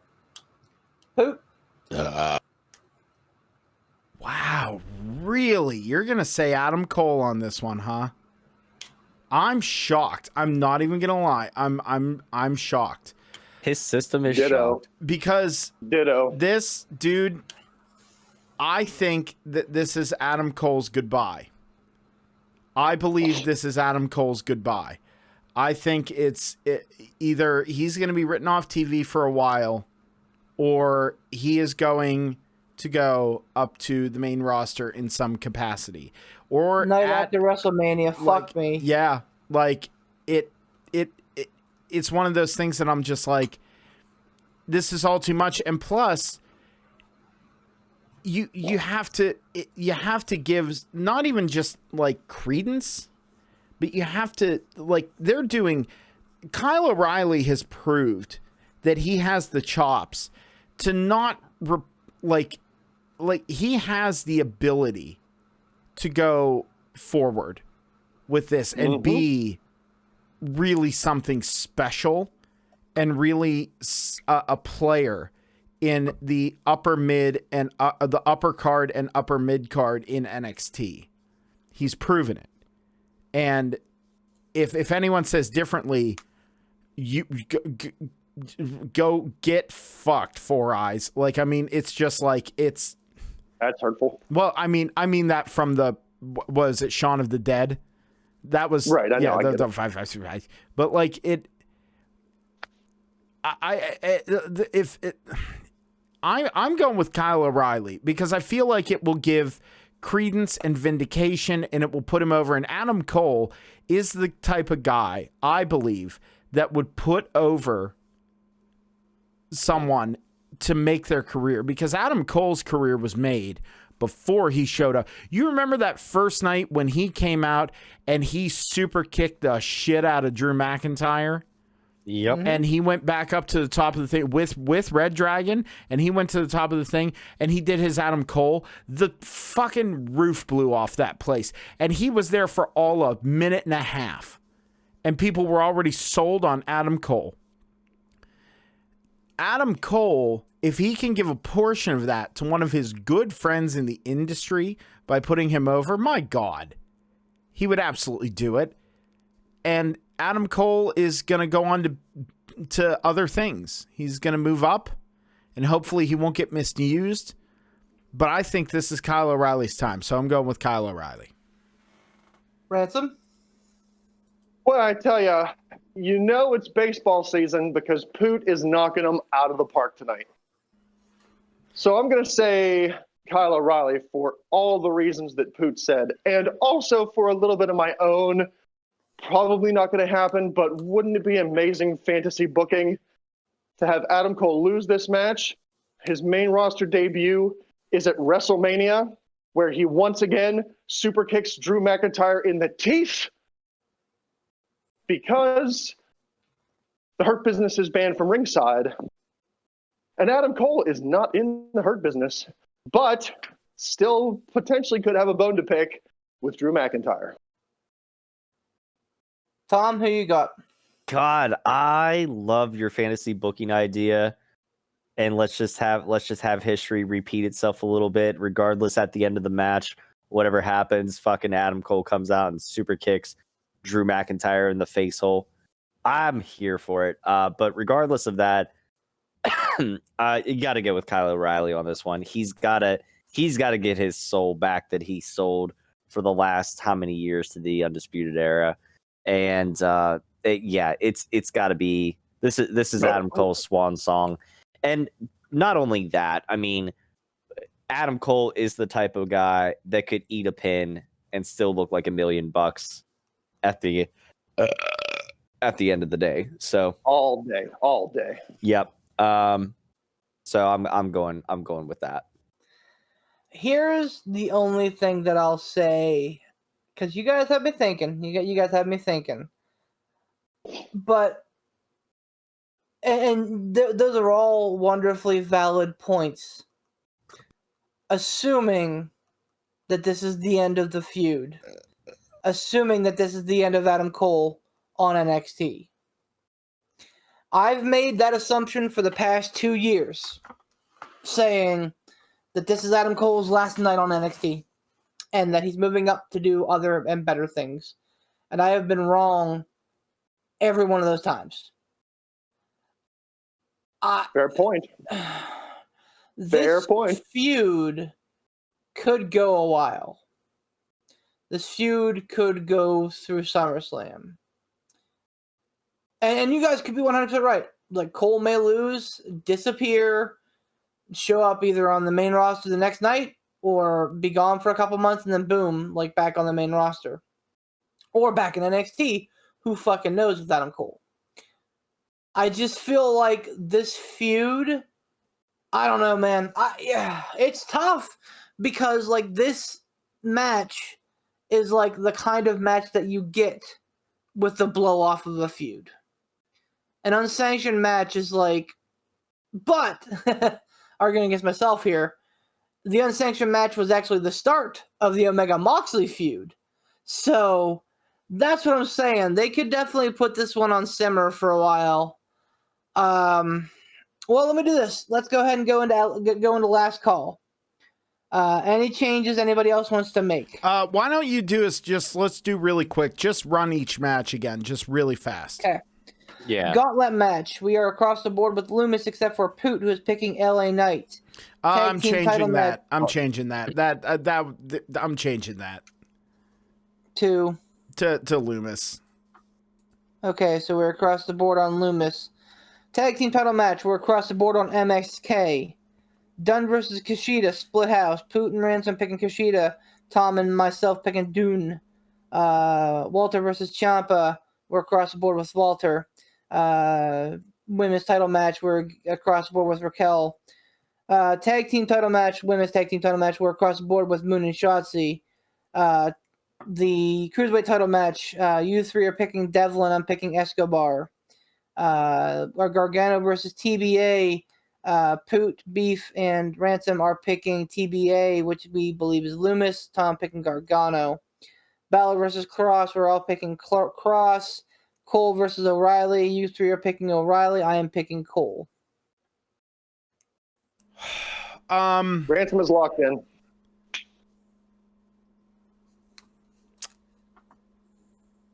There was the.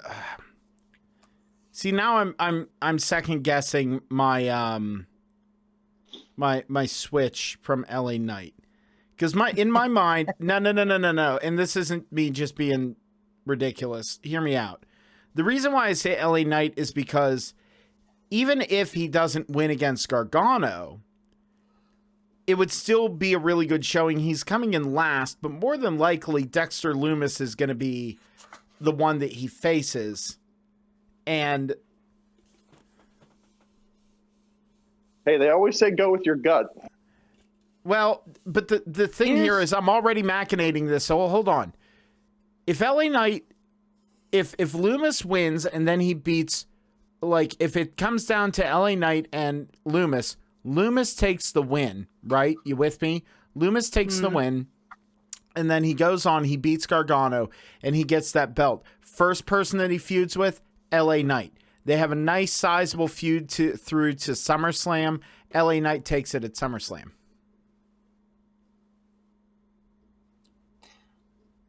I like what you're thinking. Here are the two that I'm hung up on. Io versus Raquel and O'Reilly versus Cole.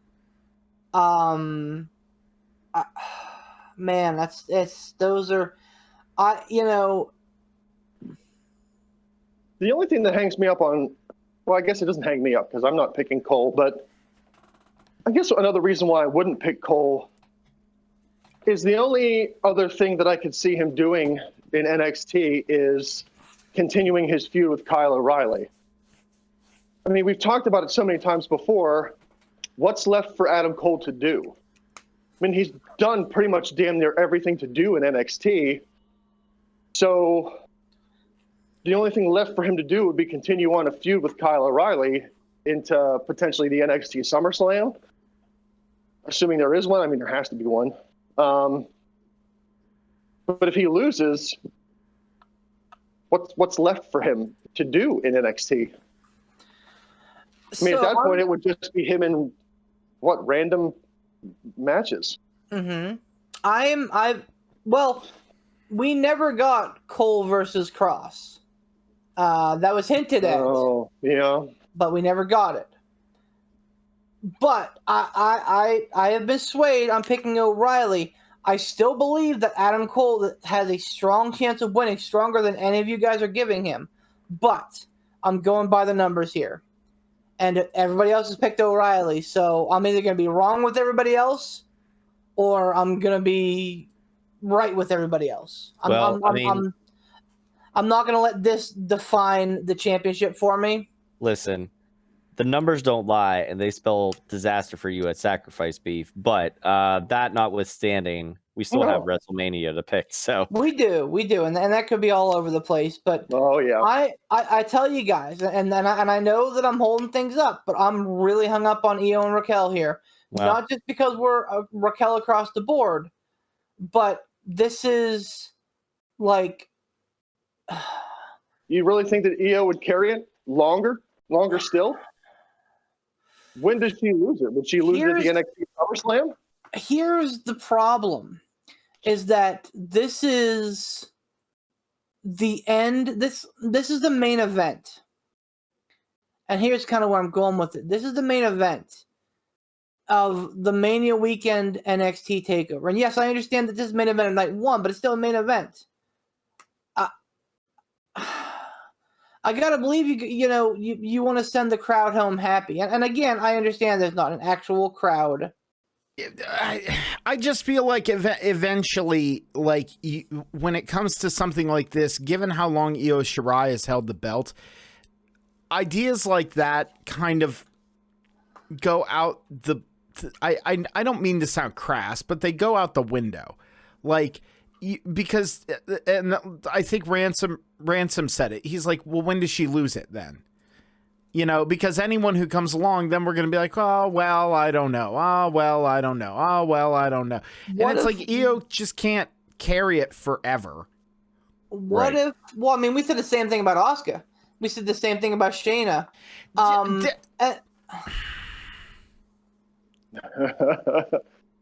Here's the other thing that I'm thinking. Do it. What if Dakota Kai cost Raquel the match, either advertently or inadvertently, setting up a monster face turn for Raquel Gonzalez? Basically, they would be plugging Raquel Gonzalez into the hole that Rhea Ripley left for them. You really think that they would end up that in? All right, I don't want to get into that right now, but I think it's a possibility, man. Honestly, you think that Raquel would end up being the face turn out of that if it was something between her and Dakota? I do. All Dude, right. Dakota's been a banging heel. Like, she's been an awesome heel Yeah. ever since she turned. So, well, man, in any case, fuck. come on, beef. I'm locking in.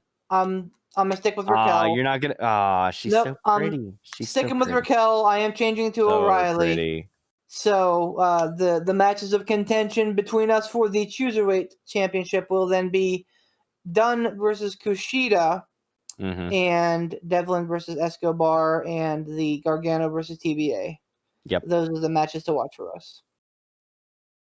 No, yeah. Yeah, not bad.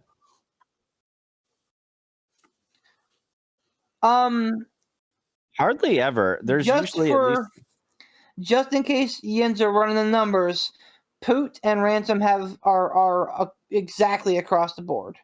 Everyone else has a difference in there, but Poot and Ransom are exactly across the board. If that sways either one of you to change anything.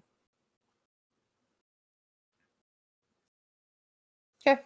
Yeah, and as our wonderful champion so saliently said, we do have WrestleMania coming up the following week. So, all right, we're locked in then. That's stand and deliver. Do we have a Stump the Champs, Stump the Chumps, Stump the... We have two of them. We have been going here for a hot minute. Do we want to do a Stump the Champs tonight? You tell me, Pook, because it's like 11 o'clock already. Yeah, well, and that's my fault, guys. I'm sorry. No. That's not you. That's who do we have from? We have from the Bastard Pat, I assume. Yep, the Bastard and also Vapor. I'll tell you what. Just because, and this is no offense, Vapor. I'll tell you what. Pat has been so damn good to us. To be fair, we had two from last week. One from Pat, one from Vapor. We did Pat's last week. Okay, Vapor well that was going to be my point, was that it works out. We'll do Vapors this week, and we'll have the Bastard Pats for the Mania one. All right. So, here we go. Thinking caps on, boys. Greetings, boys. Well, it's time for my weekly beatdown. That's okay, Dave. Oh. Scraping and clawing, trying to make my way to the top, trying to reach the pinnacle like the Bastard. Here goes my question for this week, and we'll see how you like it. So, continuing with the theme of titles, this week's question is about the original line of the WWF/E World Tag Team titles. Who held the belts the longest? Who held the belts by shortest? Who were the final champs? Oof. Okay, well, run that by me one more time. Who held the belts the longest? Who held the belts the shortest? Like, this is the legacy WWE belt, right? And for our listeners, whenever we're denoting things like the tag team titles, like, mention whether you're including the SmackDown or Raw branded tag team titles, because yes, I know that they're now split, but when they originally split, I always took the legacy title being the SmackDown title because they looked so much like the original legacy titles. Yeah, but see, that's conjecture. Regardless, so we're saying though, we're saying it's the WWF WWE tag belts. To me, Yeah, man. that is something that is like the singular belt. Well, and here's the phrasing of it. The original line of WWF/E World Tag Team titles, and when he says so, the Raw belts were the World belts. So that's why I'm super confused. Regardless, I don't think that any of these questions happened in the split title era. Okay, Correct. so if we're taking It's a moot point. the singular belt, I can almost guarantee you that the most reigns is the Dudleys. There is no most reigns. Oh, It's really? who held the belts the longest. I thought you said most held- longest, shortest. Most longest No. and shortest. I'll read it again. Who held the belts the longest? Who held the belts the shortest? And he wants an idea of by minutes, hours, or days, which one, and who were the final champs. Oh, the final champs. Yeah. I don't know about final champs, but I think the longest. Ooh. So I'm gonna say something real quick. I know we talked about this because we had another tag team title question come up recently. Isn't the shortest world WWF World Tag Team title champion? Wouldn't that be Michaels and Cena? Assuming he means the Raw belts. Yeah, but see, that's the thing is that's in the time of Raw belts, SmackDown belts, right? Oh, is that no? I thought that was Right. But Now, listen, I just want to put this out there before we conjecture more. The WWF/WWE World Tag Team Championships, I believe, ended looking like the original WWE WWE Undisputed title. The belts that we have, Beef, that's those belts. those, so to me, those are the new belts. The Raw belts, those are the new belts because the SmackDown belts. If you look at the SmackDown belts when they first came out, versus like the Money Inc. titles, which were the ones that everybody had, they look very similar. Let me see if I can throw up some pics. Longest, by the way, I think is Demolition. Absolutely. I'm fairly certain on that. Yeah. I was gonna say it's either Demolition or I was gonna say them or the Wild Samoans. But Demolition, their run was epically legendary. Like that's how many wasn't it? Didn't they have over 500 days? Demolition, I believe so. Yeah, wasn't it? Well, Yeah, was because it- didn't New Day break their streak for the longest? yes, they did. So then it would have to be Demolition for the longest. Yeah. So we're saying okay. Well, we got Demolition. For the longest. Yeah. The longest, the shortest. Yeah, see, those are the ones I was thinking Hold of. on, right yeah, there. I'm gonna come up with another shot here. Like I said, well, and so I the know what Michael- belt you're thinking of there, Beef, but I'm fairly certain that the ones that we have that were very, very similar in shape to the first undisputed single right. belt, They were the those world. were the ones classified as the World World. Tag Team Championships. The WWF, WWE, whatever Tag Team Championships. It just throws me because you can see how much the SmackDown one looks like. Oh, they do. original. Well, let me. Oh, yeah, 100%. let me say this though, Beef. Just because of the past couple weeks, and this is not me being smart. Don't go off into the weeds and overthink. You're right. You're right. So So let's then, keep in it that keep scenario, it simple. it would be Michaels and Suck Cena, ass. then, right? Yeah, that's what that's what I was saying. Didn't Yeah, but see, we said that was for the Raw belts. Like you're still having the split tag SmackDown and No, this. no, Like that was before there was Raw. That was before it was Raw and SmackDown Tag Team Championships. That's not true. I could have swore it was. Nope, because I tell you for a fact that WrestleMania 20 had defenses of the Raw and SmackDown tag team championships. Because both were fatal 4-way matches. So, yeah, and that was around WrestleMania 23. But I believe that Ransom is right, that the Raw belt held the word world in it. And that's what I'm saying. So, like, listeners, Vapor, Pat, whomever, Zack Snyder, whenever you're talking about brand split like this, that it could be important, make sure you're listing whether you're talking about, and this is not about you at all. This is just a weird question like this. Make sure you're specifying if you're talking about the Raw brand lineage or the SmackDown brand lineage, or if we can cut off that lineage. So it's honestly, to me, it sounds like he's saying we cut off that lineage the minute that it splits. And it sounds like the question is about before the split happened. So when did the split happen? I'll read the question again. You got to tell me what you think.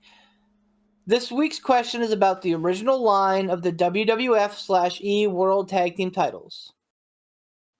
Who held the belts the longest? Who held the belts the shortest? By minutes/hours/days, which one? Who were the final champs? So that last little stinger in there, who are the final champs, tells me I think he's talking about just the original, like, singular lineage before they were originally split. Okay, so when did the split happen? Let's go with that. Between WrestleMania 18 and 19. So that was what, 2009, 2008, 2009?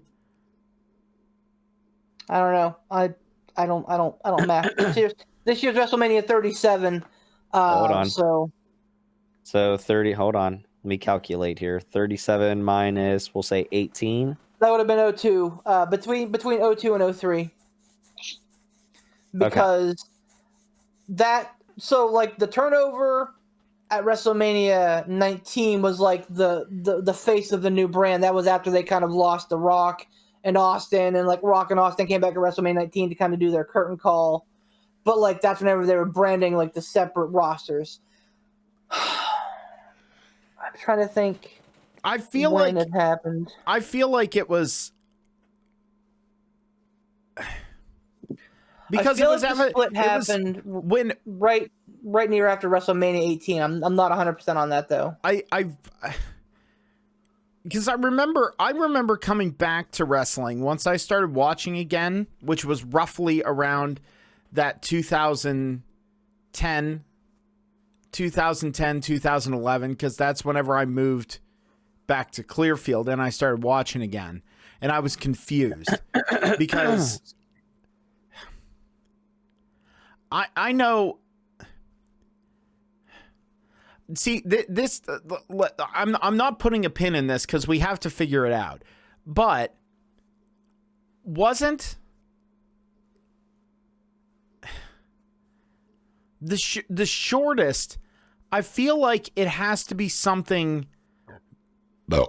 I feel like it has to be something like kind of. Wait, wasn't there a match with the Rockers and the Hart Foundation where the Rockers won the belt on TV but then like lost it like 2 weeks later? No, they won it. The Rockers won it at a house show, and then a week later they never even had a match where they lost it again. It was just that didn't happen. Oh, okay. So it never was in the books. Because and that was a big hang up for Marty Jannetty and Shawn Michaels because they felt like they were wronged because they won it, and I think it was thrown out for taping because it was a shit match. No, the rope Something happened with the ring. The rope broke. The rope broke, Yep. and they still had apparently a decent match, but because of that, they couldn't air it on TV. Therefore, it never happened. So it was never in the books. But it did happen, and they never got their shot, or that shot specifically. I feel like this is supposed to be one of those things that it's like there some kind of like they win it, and then there's kerfuffery where there's like they win it, but then someone comes out and goes, no, you didn't. I'm stripping you of those belts, or you're going to have a match immediately right now. Or like, you know what I mean? There was like some kind of controversy or some kind of something. You know what I mean? Okay, so here's another tangent, and I'm hoping just to get people percolating. Whenever Triple H hurt his knee as a part of the two-man power trip, did they win the belts that match, him and Austin? No. Didn't they have the belts before that? I know they had the belts at some point. And, like, that match was kind of like the end of the two-man power trip. That's why I'm trying to think if... Fuck, I don't know, man. Shortest is always... Longest is always easiest. Shortest is always, like... Unless one person remembers one, like, finite memory of, like, oh, the fucking... You know, the Quebecers had it for, 2 weeks between, blah, blah, blah. It's such a tough fucking... Again, with these kind of questions, especially from Vapor, I really feel like it's something that it's not 2 weeks. That's too much. Right.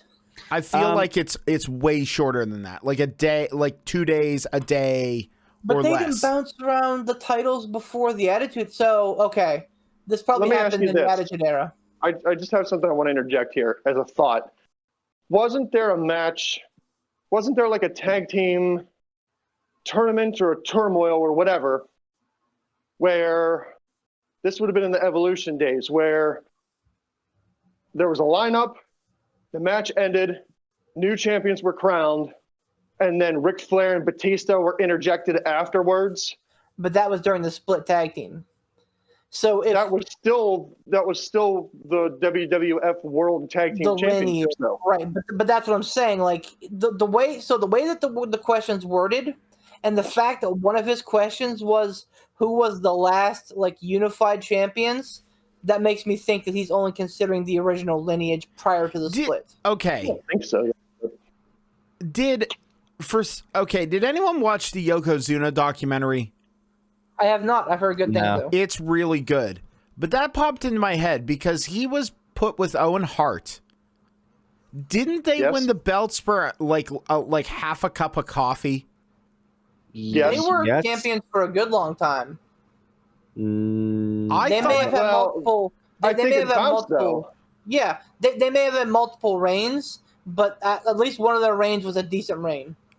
One was, but I think Poot's onto something here because I think one of their reigns was a hiccup.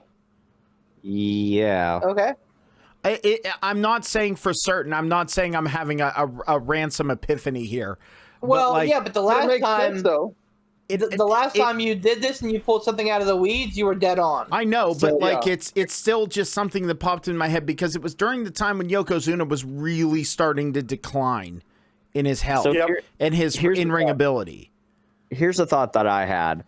And I know it wasn't brought up asking who had the most reigns, because at that point I think it would have been the New Age Outlaws.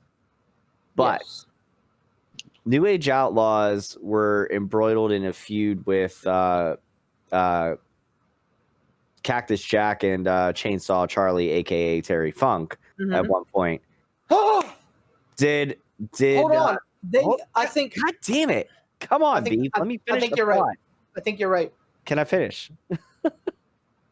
Didn't the titles bounce back and forth between the two of them at one point? Like, didn't Cactus Jack and Chainsaw Charlie win it and end up dropping it back, or did they never win? WrestleMania 14, they won the dumpster match, and they walked out with the championships. But I think the next night on Raw, it was declared that because they used a different dumpster, did they vacate? No, they had a cage match, and that's when the new DX was born. You're right. Because Triple H and X-Pac came down into the cage match, tossed chairs over the top of the cage. Yes. And the New Age Outlaws assaulted Cactus Jack and Chainsaw Charlie with the chairs and walked out of that cage match with the belts. Now, here's the thing. we're also so if that and that sounds very plausible, like 100%. But here's the thing: some fucky shit happened in the Attitude Era, and it definitely could have like changed hands multiple times on an episode of Raw, between like the fucking headbangers and I don't know who else. It I could don't have, know. but look, we've got to narrow it down and just take a shot. I think yes, that's a shot that I'm willing to die with. I don't know. I just have a strong feeling about it. And you know why? It's because the fact that he asked for longest reigning, shortest reigning, and the final champs, but he never asked for the most. Right. And I feel he did that on purpose. And I Right. feel that was to steer us away from it. I'm going to say the shortest reigning was Cactus Jack and Chainsaw Charlie, a.k.a. Terry Funk. Whatever you want to call him. Sister's ass, whatever. I don't know. With like 22 or 23 hours or whatever. Yeah. Not even a full day. Less than Okay. a day. All right, so then that would just leave us with the last team standing with the belts. It was this has to be someone random. This may be the Dudleys. I don't think it was the Dudleys. Well, here, think about this though. Okay, he's asking who the final World Tag Team Title champs are. Now, we got to remember, like I said, we figured out when the split, when the legacy ended, and when they introduced the second set of tag team championships. So we need to work around that time frame. Who was around at that time? So let me ask you this, just before I do anything. I can't remember who was in the tag team title match at WrestleMania 18. I need some help. If there was one. I don't know. Wouldn't that have been around the era of Dudley Boys, Edge and Christian, and the Hardys? Yes. All feuding? So Yeah. WrestleMania 17 was TLC 2. Or that may have been TLC 3 at that point. WrestleMania 17 was the one where like Rhino got involved and Lita got involved and Spike Dudley got involved. I don't remember 18 though. Like 18 just sticks in my mind. Like I remember Rock versus Hogan at 18. I remember Jericho versus Hunter Hearst Helmsley at 18. I think RVD faced William Regal at 18. I just can't pin down the tag team championships.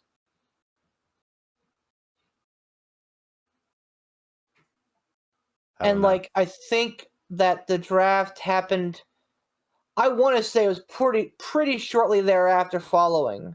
So here's a question I have. At the end of the legacy, so the world tag team, hold on. Good. So being the fact that they split brands, that prompted them to make the second set of tag team titles, correct? Right. Okay. Who were the first champions for that? That's what I want to know. That's going to get us in the weeds. I can tell you exactly when the brand split happened. The brand split happened after SummerSlam because Brock Lesnar beat The Rock at SummerSlam for the undisputed title, and then he declared that was a SmackDown only title, and that's when they started the brand split. And that's whenever Triple H and then brought in the big world gold title, belt for right. Raw. So it would have been SummerSlam following X8.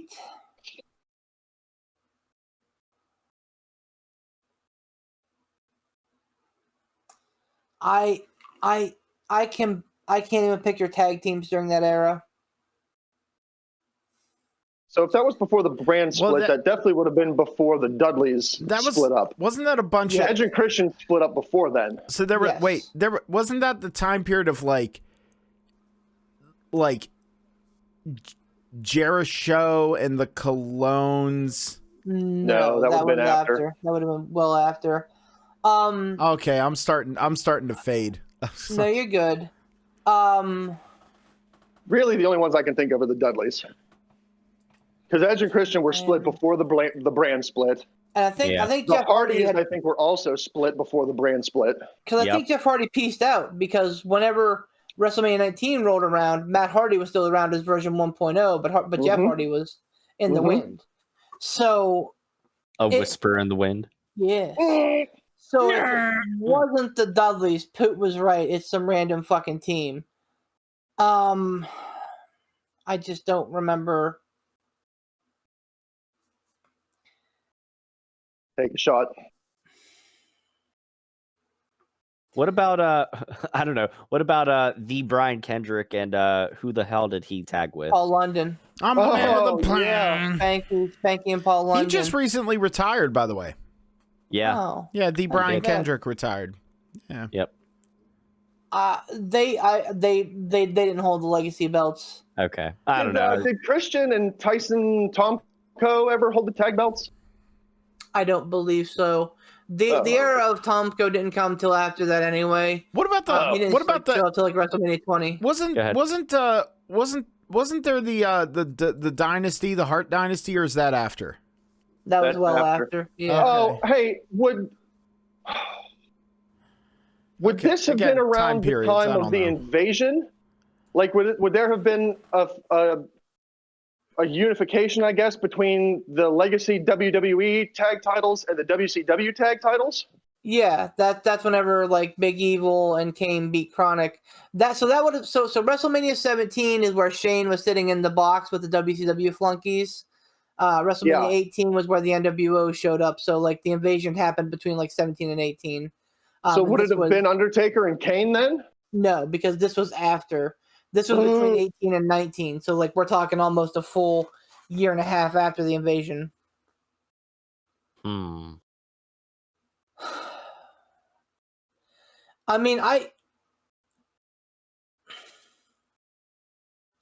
I don't think it was the APA. Is there Would another it have team that been would've around? right to censor? That was my other thought. Was maybe right to censor. Because they did hold the belts. Mm-hmm. And that always seemed like an obscure thing. I mean, they were a stable, but still, Yes. that was obscure.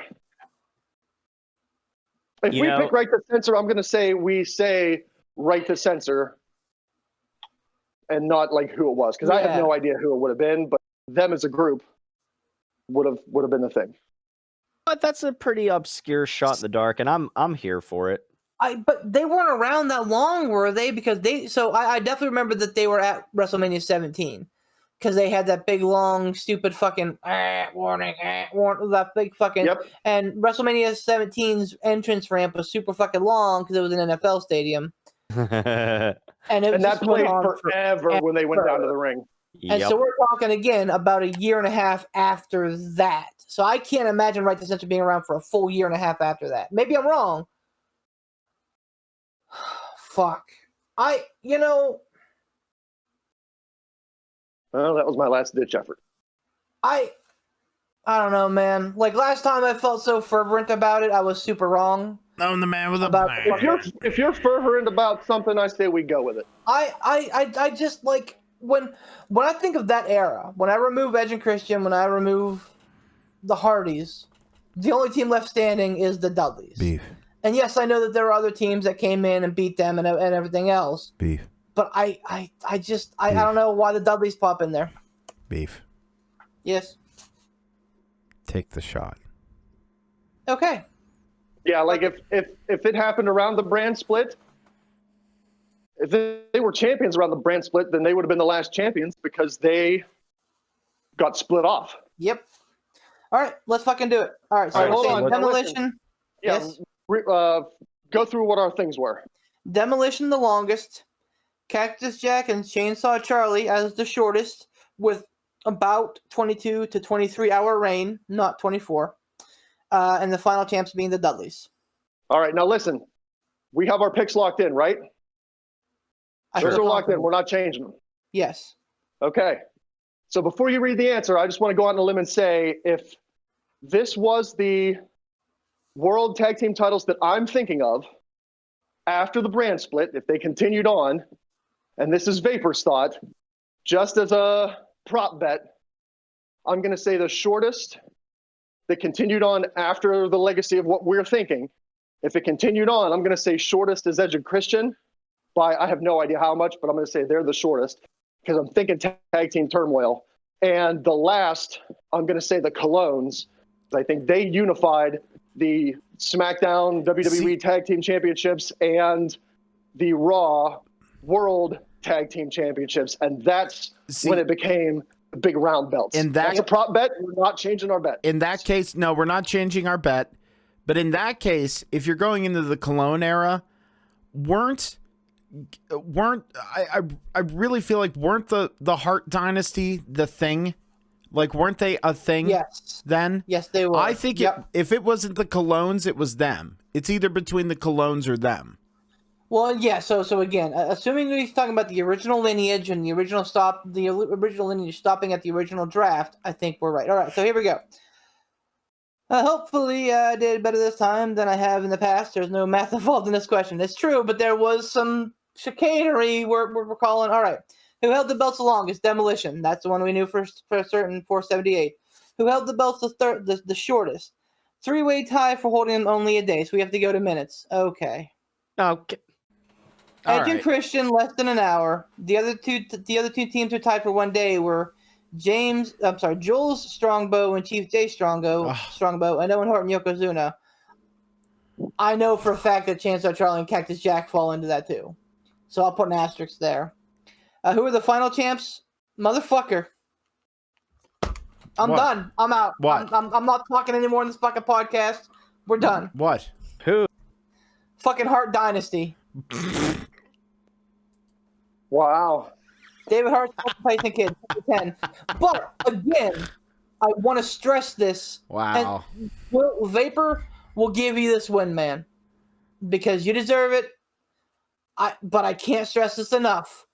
Had we had the classification that you were talking about of like what a lineage you're speaking of, because Ransom called Edge and Christian, and we were dancing around the Hart Dynasty. So like, if there were other structures in place, I think that we may have had a better shot. But you got us. There were the difficulty in that question, and this is no offense to you, Vapor, good job, but the difficulty in that question was the classification of when this was all happening. I knew what he meant, but like, you run into that problem of, first of all, when they did take it from the world tag belts to the tag team championships, and then it got divided amongst it got real murky there. So like and then they recombined, and they split, and they recombined, and it's just like it gets real murky. So like, and we could come up with any excuse ever. So Vapor,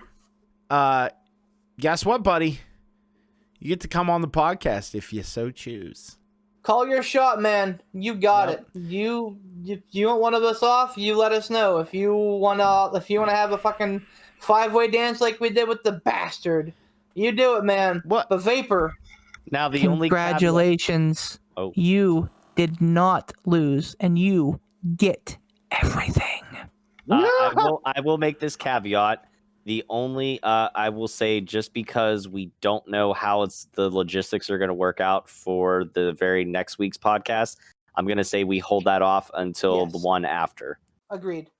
Because because the live show is gonna we need to talk about that after we burrito this here. Which Speaking of, real quick, next week, fans of the podcast, be on the lookout for some updates on our social media. We are going to try like hell to get a live show out between NXT and WrestleMania. So hopefully on Friday night, again, keep your ears and eyes tuned to our social media page. That should be probably on Facebook. If we can do a dual cast with YouTube, we'll certainly try.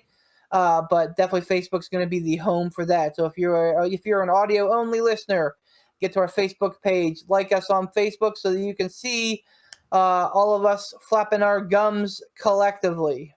Yep, it's gonna be the three of them in one spot and me on my own. And I'm gonna try with the logistics of everything, of trying to make sure everything gets fed in correctly. Who knows? We'll see how it works. Knowing us and technology, we'll figure it out. Yeah, it'll be fine.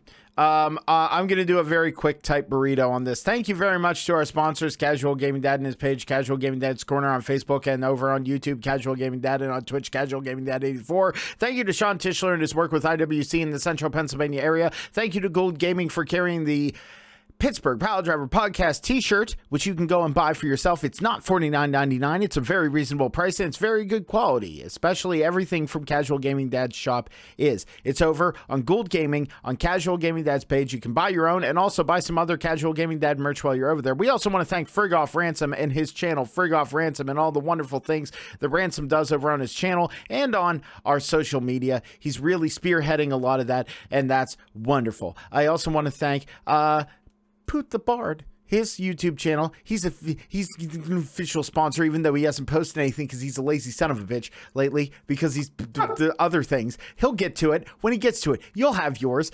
Get there. Whatever. And you know what? I probably will calm down and have more time after I go down to that wedding that I have in May in Georgia, which probably I'll be driving through North Carolina. Not going to do a very loud one right now because, you know, it's late and I'm also very, very tired. Thank you very much. Make sure you subscribe to us on YouTube. Check us out on Facebook and give us a like while you're over there. Just search Pittsburgh Piledriver Podcast. Check us out on Anchor. Check us out on Google Podcast. Check us out on Spotify and anywhere that you find yourself your podcast. I believe we're even on iTunes at this juncture, so you can find the Pittsburgh Piledriver Podcast absolutely anywhere. For Beef the Legend, Ransom, the Madman, who gave me a very lovely introduction. Thank you very much. I really appreciate it. Thank you very much. And your reigning, defending, undisputed Cruiserweight champion, the best damn Cruiserweight champion there ever was, Mr. Tiger, Uppercut, Bomb Tom, and myself, the Barbarian, Poot the Bard. Have a good evening.